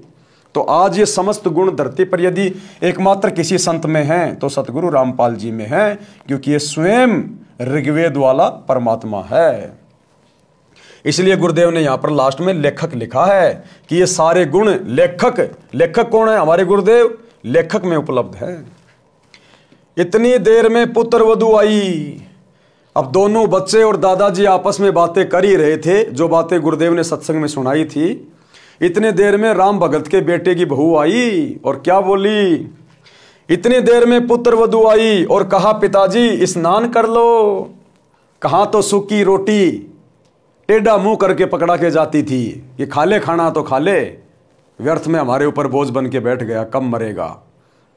और एक सत्संग सुनने से इतना हृदय परिवर्तित हो गया। इसको कहते हैं सतगुरु के वचन की शक्ति। सतगुरु के वचन की शक्ति, जैसे पारस लोहे को सोना बना देता है छूते ही, ऐसे ही परम संत के मुख से सत्संग सुनते ही आत्मा इस प्रकार से परिवर्तित होना शुरू हो जाती है। इतनी देर में पुत्र वधू आई और कहा पिताजी स्नान कर लो, धोती यही छोड़ देना, मैं आप साफ कर दूंगी। राम भगत जी ने कहा कि बेटी आपको घर का बहुत कार्य करना होता है, खाना बनाना, पानी लाना, पशु संभालना है, मैं आप धो लूंगा। मेरी टांग भी अब ठीक हो गई है, बस थोड़ा सा लंग रहता है। राम भगत स्नान करके धोती बदलकर धोती धोने लगा। उसी समय बच्चों ने आकर धोती छीन ली और लेकर अंदर भाग गए और अपनी माता जी को दे दी। फिर कुर्ता भी ले गए, दूसरा कुर्ता लाकर दे दिया। लड़का खेत से पशुओं का चारा लेकर आया और पहले की तरह पिताजी को देखा और बिना बोले आगे घर में चला गया। अब बेटे की तो वही पहले वाली आदत। अब बेटे को क्या पता कि तेरी औरत सत्संग सुन के बदल चुकी है। उसके संस्कार सतगुरु ने परिवर्तित कर दिए, उसकी आत्मा में अब दया भाव भर दिया सतगुरु ने। अब वो पहले वाली नहीं रही। लेकिन बेटा तो अभी भी पहले वाला ही था। बेटा घर खेत से आया, अपने पिताजी को देखा और देख के अंदर की ओर चला गया। उसने देखा कि पत्नी निर्मला हलवा बना रही थी। अब ये पॉइंट भाई और बहनों आप और हमारे लिए, हम जितने भी सतगुरु रामपाल जी परमेश्वर जी के फॉलोवर हैं, भगत हैं, ये आप और हमारे लिए है।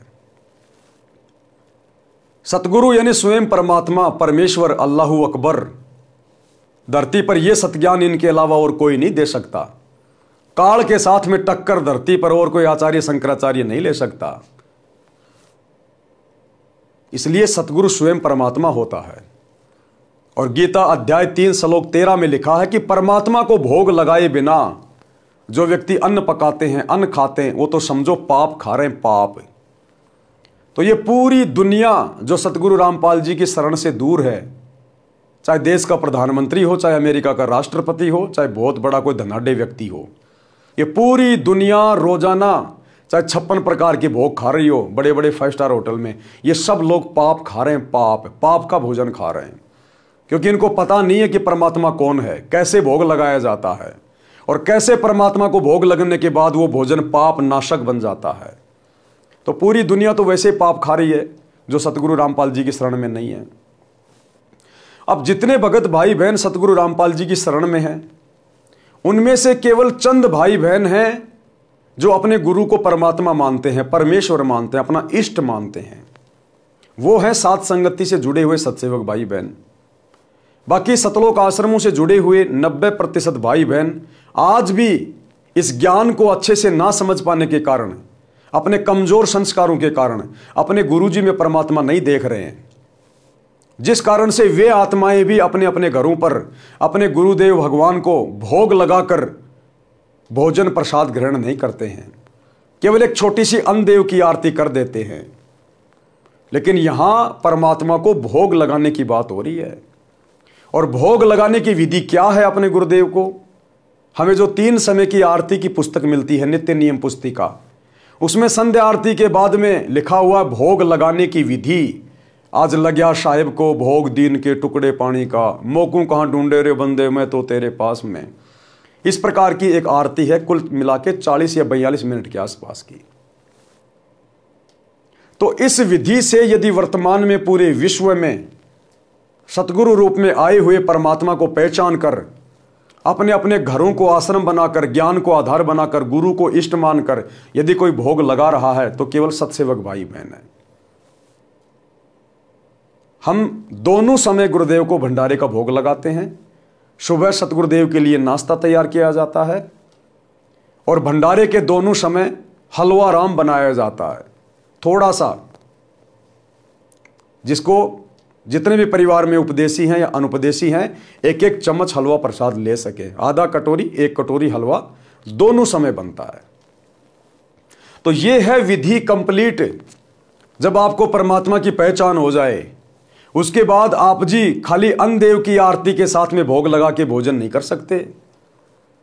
फिर तो आप अपने गुरु को परमात्मा मानकर गीता अध्याय 3 श्लोक 13 के अनुसार भोग की आरती के साथ भोग लगा के भोजन ग्रहण करेंगे।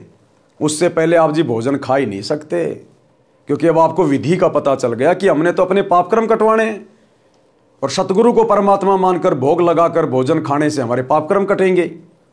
और भोग लगाने की आरती क्या है, विधि क्या है, वो नित्य नियम की पुस्तिका में लिखी हुई है। संध्या आरती के बाद, अन्नदेव की छोटी बड़ी आरती के बाद भोग लगाने की विधि। तो सभी सत्सेवक भाई बहन जो सात संगति से जुड़े हैं, वे प्रतिदिन अपने गुरुदेव भगवान को भोग लगाते हैं। सप्ताह में 1 बार तो बड़ी भोग की आरती के साथ और बाकी दिन छोटी भोग की आरती के साथ। छोटी भोग की आरती क्या है? सभी सत्सेवक भाई बहनों के घरों में परमात्मा का बेड लगा हुआ है, गुरुदेव का आसन लगा हुआ है, गुरुदेव की चौकी लगाई जाती है। घर में जो भी भंडारा बनता है वो सबसे पहले सतगुरुदेव जी को अर्पित किया जाता है एक थाल में। और गुरुदेव भगवान को जो हम भोग लगाएंगे केवल देसी घी से बना हुआ होना चाहिए। गाय या भैंस के देसी घी से, डालडा या वनस्पति घी का प्रयोग नहीं होता। हम भाई बहन तेल में बनी सब्जी खा सकते हैं, लेकिन अपने सतगुरु को तेल से बनी हुई सब्जी का भोग नहीं लगा सकते। डालडा या वनस्पति घी तो हम भक्तों ने भी नहीं यूज करना, क्योंकि इसमें जानवरों की चर्बी आती है। ना हमने डालडा और वनस्पति घी को जब हम जोत जलाते हैं, हवन करते हैं, उसमें भी प्रयोग नहीं करना। हवन में केवल गाय या भैंस का देसी घी, वो चाहे आप किसी डेयरी से लाओ चाहे किसी गांव से लाओ। और सतगुरु के लिए जो भोजन बनेगा, भले 4 चपाती और 1 कटोरी सब्जी की जो आप बनाएंगे, भले 1 चम्मच देसी घी से बनाओ, लेकिन सतगुरु का भंडारा जो भी बनेगा देसी घी से ही बनेगा। डालडा का प्रयोग नहीं होगा, तेल का प्रयोग नहीं होगा बिल्कुल भी। हम परिवार वाले तेल से बनी हुई सब्जी का भोजन खा सकते हैं, नो प्रॉब्लम, लेकिन सतगुरु के लिए जो सब्जी बनेगी, जो चपातियां चुपड़ेंगी, वो देसी घी में। तो इस प्रकार से फिर हम अपने गुरुदेव के जहां पर हमने आसन लगा रखे हैं, हम लोग एक चौकी पे वो थाल रख देते हैं। सबसे पहले मंगलाचरण करते हैं, फिर गुरुदेव भगवान से भोजन करने की प्रार्थना करते हैं कि हे परमपिता परमात्मा, सारी सृष्टि के रचनहार, कुल मालिक, कबीर परमेश्वर सतगुरु रामपाल जी भगवान, आप जी का भोग प्रसाद तैयार है। आप अपनी पवित्र रसना से इसे पवित्र करने की कृपया करें। हे परमेश्वर, भोग प्रसाद बनाते समय, लगाते समय या भोग की आरती करते समय हम तुच्छ बुद्धि जीवों से यदि कोई त्रुटि रहे तो हमें तुच्छ जानकर अक्षमा करें परवरदिगार।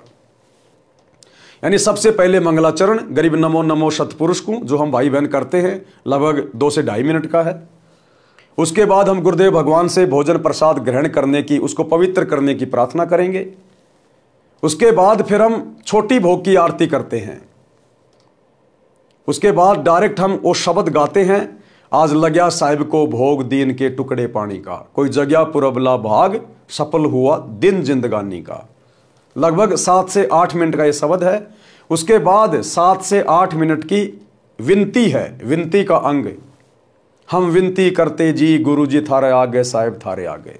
और इस दौरान परिवार के सभी सदस्य बारी बारी गुरुदेव भगवान के ऊपर श्रद्धा भाव से चवर करते रहते हैं और अंत में गुरुदेव भगवान के कर कमल धुलवाए जाते हैं। तो यह है छोटी भोग की आरती की विधि।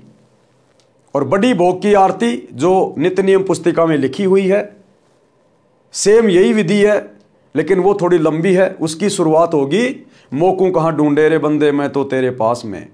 उसमें साफ साफ लिखा हुआ पूरा, यानी वो कंप्लीट आरती फिर हम हर रविवार को करते हैं। बाकी दिन छोटी भोग की आरती के साथ भोग लगाते हैं।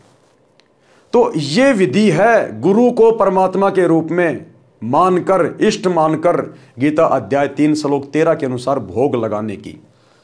इस विधि से फिर जब हम वो भोजन प्रसाद ग्रहण करेंगे अपने गुरु को भोग लगाने के बाद, फिर हमारे पाप कर्म हल्के होंगे, परमात्मा हमें सद्बुद्धि देगा, हमारे संस्कार बनेंगे, हमारा ज्ञान योग खुलेगा, हमें भक्ति मार्ग बहुत अच्छे से समझ में आएगा, भक्ति में हमारी रुचि बनेगी, गुरु में हमारा प्रेम उमड़ेगा, श्रद्धा भाव उत्पन्न होगा, तब हमारी बात बनेगी।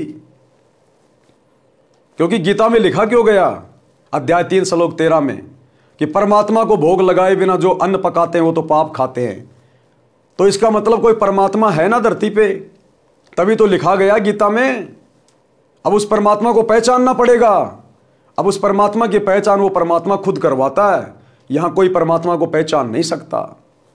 तो आप और हम सत्सेवकों का सौभाग्य जो गुरुदेव ने हमसे अपनी पहचान करवाई, और आज हम इस शास्त्र अनुकूल विधि से अपने गुरुदेव को भोग लगाकर अपनी समस्त भक्ति क्रियाओं को संपन्न कर रहे हैं। और हम लोग अपने गुरुदेव के भंडारे के साथ में हलवा राम जरूर बनाते हैं। तो राम भगत की पत्नी ने क्या किया, गुरुदेव भगवान ने अपने कर कमल से लिखा है आप और हमें समझाने के लिए।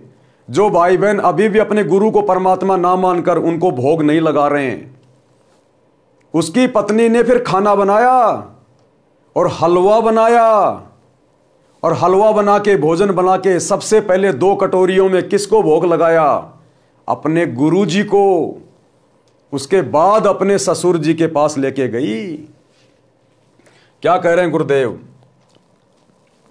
लड़का खेत से पशुओं का चारा लेकर आया और पहले की तरह पिता को देखा और बिना बोले आगे घर में चला गया। उसने देखा कि पत्नी निर्मला हलवा बना रही थी। उसने सोचा कोई त्योहार होगा, फिर सब्जी रोटी बनाई। क्या बनाया उस बहन ने, हलवा बनाया और सब्जी रोटी बनाई, और सबसे पहले गुरु भगवान को 2 कटोरियों में भोग लगाया। क्या लिख रहे हैं गुरुदेव भगवान, आप और हम भक्तों की आंखें खोल रहे हैं कि सबसे पहले गुरु भगवान को, यानी गुरु ही भगवान होता है, गुरु ही भगवान होता है।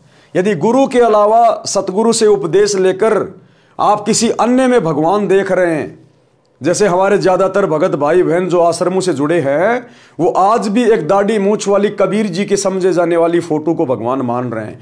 तो गुरुदेव ने यहां पर गुरु के आगे भगवान शब्द लिखकर ये क्लियर कर दिया कि आप बहुत बड़ी गलतफहमी में जी रहे हो। अभी तक आपने ज्ञान को आधार नहीं बनाया है। जिस प्रकार सत्सेवक ज्ञान को आधार बनाकर, गुरु को भगवान मानकर, घर को आश्रम बनाकर अपने गुरु को भोग लगाकर अपनी भक्ति पूरी कर रहे हैं।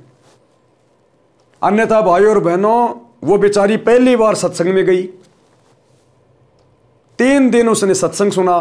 3 दिन में उसको कहां से ये बातें समझ में आ जाएंगी कि गुरु ही भगवान होता है और गुरु को हलवे राम का भोग लगाया जाता है सबसे पहले भंडारे का। ये बातें गुरुदेव भगवान आप और हमारी आंखें खोलने के लिए इस पुस्तक में मेंशन कर रहे हैं। गुरु स्वयं नहीं कहेगा कि मैं भगवान हूं, मैं परमात्मा हूं, मुझे भोग लगाओ, हलवा बनाओ। ये विधि शास्त्रों में लिखी हुई गुरुदेव ने बता दी, अध्याय 3 श्लोक 13 गीता जी का। और यहां गुरुदेव हमें फिर से प्रेरित कर रहे हैं कि बच्चों अभी भी आंखें खोल लो, अपने गुरु को पहचानो, अपने जैसा सामान्य व्यक्ति या सामान्य संत मान के व्यवहार मत करो। तो क्या किया उस बहन ने?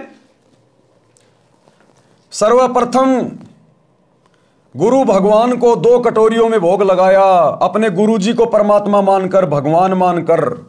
गुरु भगवान यानी गुरु ही परमात्मा होता है।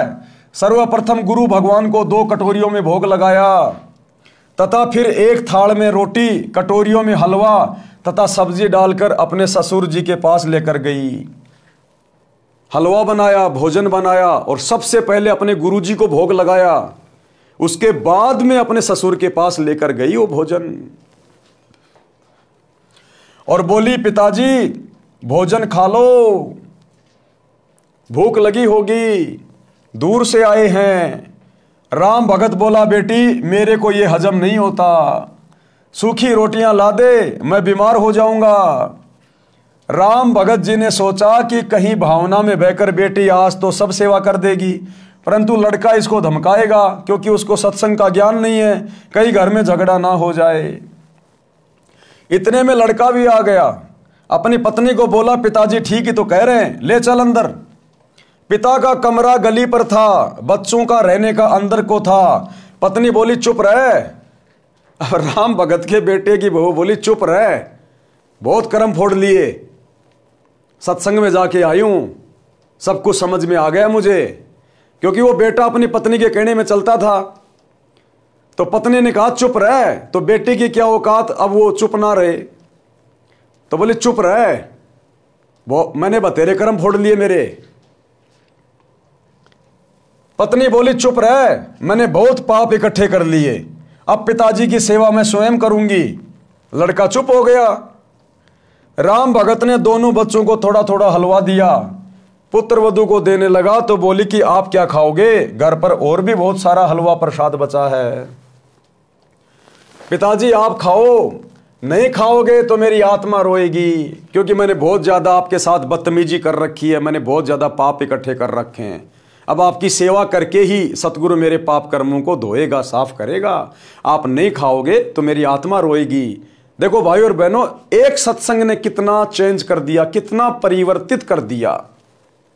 अन्यथा राम भगत के ऊपर क्या बीत रही थी। और अंत में वो बेटे की बहू, अंत में फिर उसका क्या हसर होता। ऐसे ही वो बीमार होती, खटिया में पड़ी होती, और उसके घर में भी फिर ऐसी बेटे की बहू आती, तो दुर्गति होनी थी उसकी, दुर्गति। अंत में परमात्मा ने पूरे परिवार को बचा लिया, पूरे परिवार को संभाल लिया। आगे चलकर बेटे ने भी नाम दीक्षा ले ली, पूरा परिवार ऋषि परिवार बन गया, शुरग बन गया, शुरग। जो सतगुरु अपनी सत भक्ति से, अपने आशीर्वाद से ऐसे उजड़े हुए परिवारों को सुखी कर दे, धरती पर सुर्ग बना दे, तो क्या उस सतगुरु के सतलोक में अखंड सुख नहीं होंगे? वहां की तो हम कल्पना भी नहीं कर सकते। जब शरीर छोड़ने के बाद सतगुरु के साथ विमान में बैठकर सतलोक जाएंगे। जो सतगुरु यहां इतना सुखी कर सकता है, तो सोचिए उसके सतलोक में कितना सुख होगा। भगत राम भगत जी ने गुरुदेव भगवान का सुमरण किया और भोजन खाया। गुरुदेव भगवान का धन्यवाद किया कि ये परमात्मा, आपने तो मेरे परिवार को उजड़ने से बचा लिया, आपने तो स्वर्ग बना दिया मेरा परिवार। अपने गुरुदेव का धन्यवाद किया। प्रतिदिन पुत्र वधू स्वयं नरम गरम रोटियां गरम गरम लाकर अपने हाथों खिलाए, प्रतिदिन वस्त्र साफ करे और कहे, पिताजी भजन कर लो। एक दिन राम भगत जी की बुआ का लड़का भगत राम निवास आया। अब एक दिन फिर राम निवास मिलने के लिए आया राम भगत जी से कि चलो भगत जी के पास चलते हैं, क्या हालचाल है। एक दिन राम भगत की बुआ का लड़का भगत राम निवास आया, वही राम निवास जो राम भगत को अपने साथ सत्संग में ले गया था और 2-3 महीने अपने साथ में रखा था।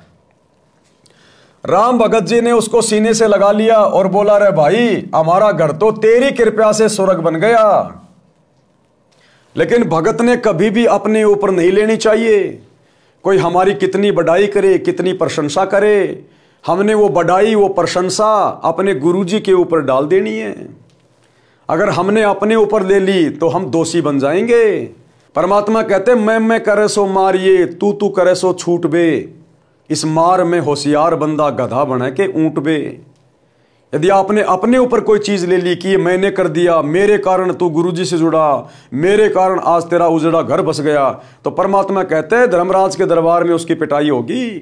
मैं करे सो मार पड़ेगी और तू करे सो छूट बे कि हे गुरुजी आपने कर दिया, हे मालिक इस दास को तो आपने निमित्त बना के भेजा। दास की क्या औकात है परमात्मा जो मैं किसी को आपसे जोड़ दूं।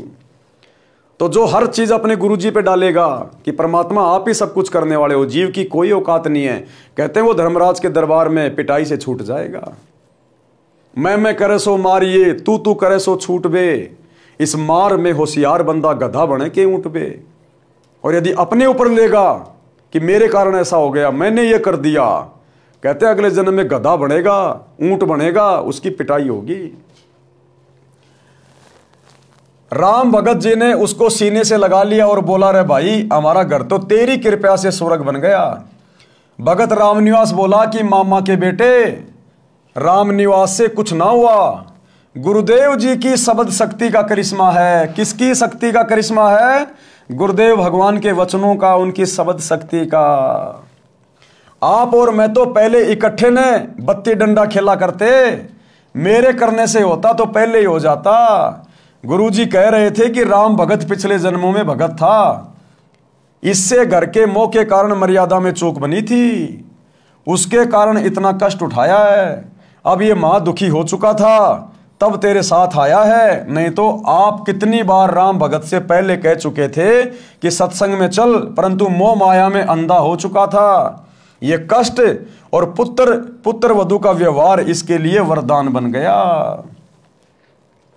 ये कष्ट और बेटा बेटी का वो बुरा व्यवहार इसके लिए वरदान बन गया कि अंदर ही अंदर दुखी होकर, बाहर तो केवल दिखावा कर रहा था कि मुझे कोई दिक्कत नहीं है, मेरा बेटा बेटी बहुत अच्छे हैं, लेकिन अंदर तो जो कष्ट था, जो पीड़ा थी वो होनी थी।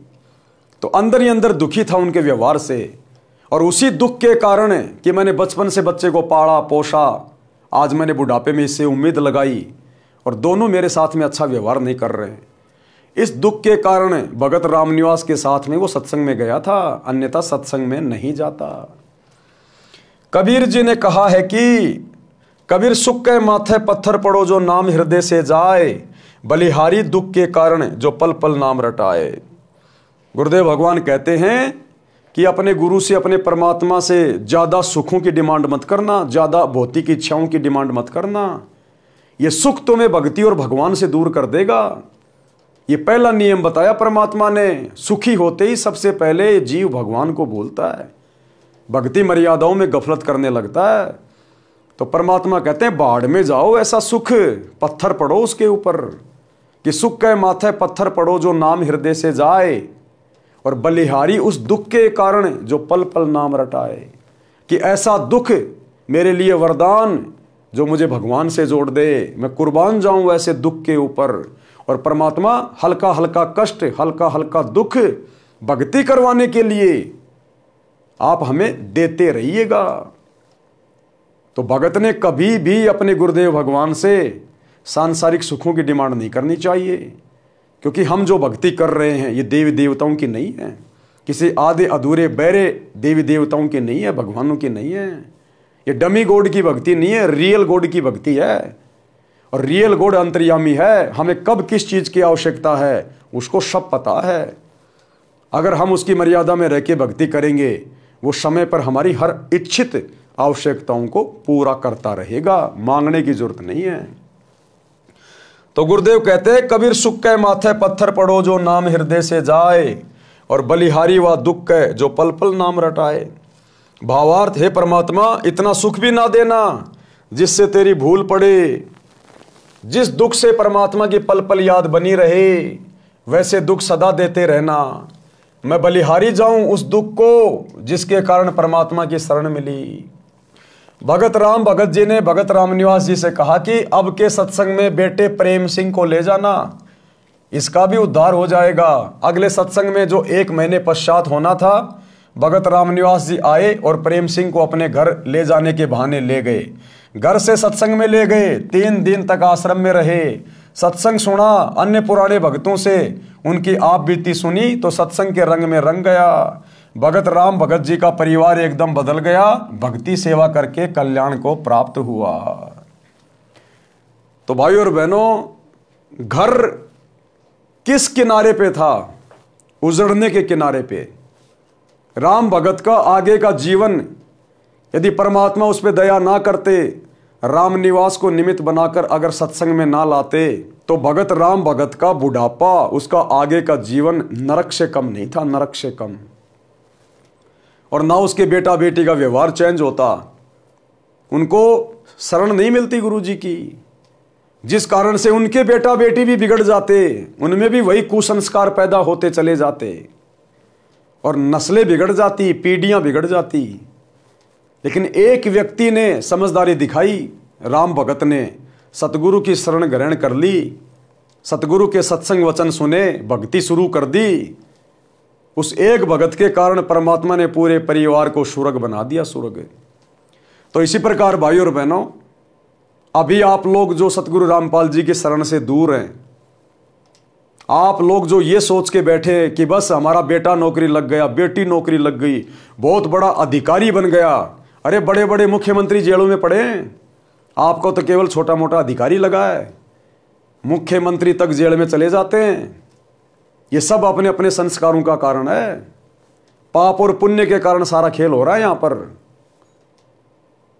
अगर अपने जीवन में संस्कारों से ज्यादा चाहते हो, अच्छा चाहते हो, अपने भाग्य में कुछ परिवर्तन चाहते हो, आने वाले संकटों से छुटकारा चाहते हो, जिन संकटों के विषय में आपको नहीं पता कब आपके घर पे बिजली गिर जाए, आप लोग तो खुशी खुशी बेटा नौकरी लग गया, पूरे परिवार को लेके किसी बाबा जी के दर्शन करने जा रहे, पहाड़ों पे, मंदिरों में, तीर्थों पे, और रास्ते में गाड़ी एक्सीडेंट हो गई।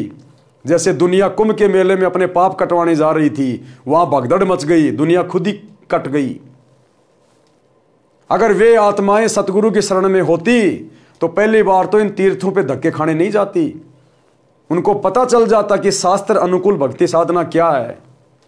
इस प्रकार इन तालाबों में, नदियों में नहाने से, धोने से पाप नहीं कटते। और वे आत्माएं सतगुरु की शरण में आके सत भक्ति करती, ये मनमाने आचरण करने से बचती, उस भीड़ में जाने से बचते, और आज वो मृत्यु को प्राप्त ना होते। तो सतगुरु की भक्ति से हमारे संस्कार भी कटते हैं, हमारे जीवन में परिवर्तन होता है, विचारों में परिवर्तन होता है। सतगुरु अपने आशीर्वाद से भगत का परिवार सेट कर देता है। इसलिए गुरु की शरण की आवश्यकता होती है। लेकिन नकली गुरुओं की शरण से, उनके सत्संगों से कोई परिवर्तन नहीं होता, कोई बदलाव नहीं होता। सच्चे सतगुरु की शरण ग्रहण करनी पड़ेगी। और आज आप सभी का परम सौभाग्य है, सच्चा सतगुरु, सतयुग से ऋषि महात्मा जंगलों में जा जाके मर गए, एक एक पैर पे खड़े होकर तपस्या करके गड़ गए, आज तक ये सतगुरु और इसकी सत भक्ति नसीब नहीं हुई। और आज इस कलयुग की पिछली पीढ़ी में चूंकि ये भक्ति युग शुरू हो चुका है, आप और हमें मनुष्य जन्म प्राप्त है, सतगुरु धरती पे प्रकट है, परम सौभाग्य है आप और हमारा। ब्रह्मा विष्णु महेश और देवी देवताओं को भी ये सौभाग्य प्राप्त नहीं है, क्योंकि वो भी मोक्ष के लिए भटक रहे हैं, लेकिन काल के हत्थे चढ़ गए, यहां नकली साधना करके चले गए, नकली गुरुओं के शरण में दान पुण्य करके चले गए, दुनिया भर के भंडारे और कंबल बांट के चले गए। उस पुण्य के कारण वो देवी देवता तो बन गए, लेकिन मोक्ष से वंचित रह गए। अब जितने दिन उनके दान पुण्य की कमाई रहेगी, तब तक वो देवी देवता बन के मौज करेंगे। जिस दिन वो कमाई खत्म, ये काल नीचे पटक देगा, गधा कुत्ता सुअर बनेंगे। तो देवी देवताओं को भी ये मौका नसीब नहीं है जो आज आप और हमें है, पूर्ण मोक्ष प्राप्त करने का, उन देवलोकों से भी उत्तम स्थान सचखंड में जाने का, सदा सदा के लिए अखंड सुख प्राप्त करने का, सतगुरु के सतलोक में जाने के बाद फिर ना कभी मरना, ना कभी बूढ़ा होना, ना कभी कोई रोग होना, ना कोई काम धंधा करना, सबको एक समान सुंदर शरीर, वहाँ हाड़ मांस का शरीर नहीं है, टट्टी पेशाब वाला शरीर नहीं है, नूरी शरीर है। सबके बड़े बड़े महल, सबके अपने अपने विमान, सबका भरा पूरा परिवार, कोई राग द्वेष ईर्ष्या नहीं, लड़ाई झगड़ा नहीं, मार पिटाई नहीं, ऊंच नीच का भाव नहीं, जाति और धर्म नहीं। वहां केवल आनंद ही आनंद है, वो सुख सागर है, सुख सागर। लेकिन वो कैसे मिलेगा? आज यदि आप सतगुरु के सत्संग सुनना शुरू करेंगे तो, और ज्ञान समझकर जब आप इनकी शरण में आ जाएंगे, इनके द्वारा प्रदान की गई सतभक्ति शुरू कर देंगे, तो सतगुरु धीरे धीरे सब कुछ परिवर्तित कर देगा, सब कुछ चेंज कर देगा। तो भाई और बहनों, आज के वीडियो में हम केवल इतना ही लेंगे। हम धीरे धीरे आगे बढ़ेंगे, क्योंकि ये पुस्तक कोई सामान्य पुस्तक नहीं है। ये जीने की राह पुस्तक आपके जीवन को परिवर्तित कर देगी, यदि आप जिस जरा सा भी बुद्धि विवेक से काम लेंगे और आज ही अपनी जेब से मोबाइल निकालकर यूट्यूब पर सृष्टि रचना सतगुरु रामपाल जी लिखेंगे और इनके सत्संग सुनना शुरू करेंगे। जिस घर में सतगुरु रामपाल जी के मोबाइल पर या स्पीकर में सत्संग भी बजने शुरू हो जाएंगे, उस घर के और घर वालों के संस्कार उसी दिन से चेंज होने लग जाएंगे। ये छोटी मोटी आम जो बीमारियां हैं, जो हॉस्पिटलों में जाकर लाखों रुपया बर्बाद करने से भी नहीं कट पा रही, सतगुरु के वचन जब कानों के अंदर पड़ेंगे, उन बीमारियों का धीरे धीरे खात्मा होना शुरू हो जाएगा, क्योंकि आपके संस्कार बनने शुरू हो जाएंगे। संस्कार बिगड़े हुए इसलिए आप बीमार हैं, घर में रोगी हैं, घर में लड़ाई झगड़ा कलह है। और सच्चे सतगुरु के सत्संग जिस घर में दीवारों से टकराने लग जाते हैं, उस घर की दिनचर्या चेंज हो जाती है। जिस प्रकार आपके घर में हलवा बन रहा है, तो हलवे की महक पड़ोसियों को भी प्रभावित करती है। कुछ दिन बाद वो भी कहेंगे आज तो अपने भी हलवा बना लो। तो इसी प्रकार सत्संग सुनने से सूक्ष्म प्रभाव इस आत्मा के ऊपर पड़ता है, और आत्मा आज नहीं तो कल सतगुरु से जुड़ने के लिए प्रेरित हो जाती है। और एक बार सतगुरु ने यदि अपना कनेक्शन भगत से जोड़ दिया, उसके बाद कमी किस बात की? भाई जिस घर में आपने लाइट का कनेक्शन ले लिया, तो आपके घर में सारे काम होंगे, पंखा भी चलेगा, लाइट भी जलेगी, एसी भी चलेगा, कूलर भी चलेगा। और जिस घर में लाइट नहीं है, उनकी केवल बैटरी चल रही है जो लाइट से पहले से चार्ज की हुई है। तो यदि किसी के घर में थोड़ी बहुत सुख शांति है, रोजी रोटी का धंधा बढ़िया है, बेटा बेटी नौकरी में है या खुद नौकरी में है, और भक्ति कर रहा वो 2 नंबर वाली देवी देवताओं की, तो उसके पिछले मनुष्य जन्म की वो भक्ति वाली दान पुण्य की बैटरी थोड़ी बहुत चार्ज है। लेकिन भैया बैटरी कितने दिन चलेगी, कब तक चलेगी बैटरी? उसकी एक सीमा है। जिस दिन डिस्चार्ज हो जाएगी, पूरे घर में अंधेरा। जिस दिन आपके पिछले पुण्य कर्मों वाली बैटरी डिस्चार्ज होगी, दुखों का पहाड़। अचानक से आप रोगी होंगे, कभी एक्सीडेंट होगा, कभी किसी युवा की मौत हो जाएगी। फिर आपकी भक्ति कहाँ गई? वो जो आप मंदिरों में, मस्जिदों में, चर्चों में, गुरुद्वारों में, कुंभ में, महाकुंभ में, हरिद्वार में, गया पे, तीर्थों पे कावड़ ला रहे थे, बद्रीनाथ, केदारनाथ, जगन्नाथ, दुनिया भर के व्रत करना, वो सारी भक्ति करते करते भी तुम्हारे ऊपर कष्ट। लेकिन फिर भी आप लोगों की बुद्धि नहीं खुलती, कभी काल खुलने नहीं देता। ये बुद्धि खुलेगी सतगुरु के सत्संग सुनने से, और जिस दिन शरण में आ जाओगे उस दिन तो कहना ही क्या।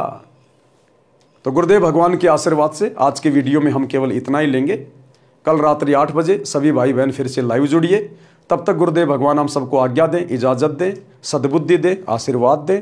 बंदी छोड़ सतगुरु रामपाल जी भगवान की जय हो। भाई जो गुरु बचन पे डट गे, कट गे फंद 84 के, कट गे फंद 84 के, कट गे फंद 84 के।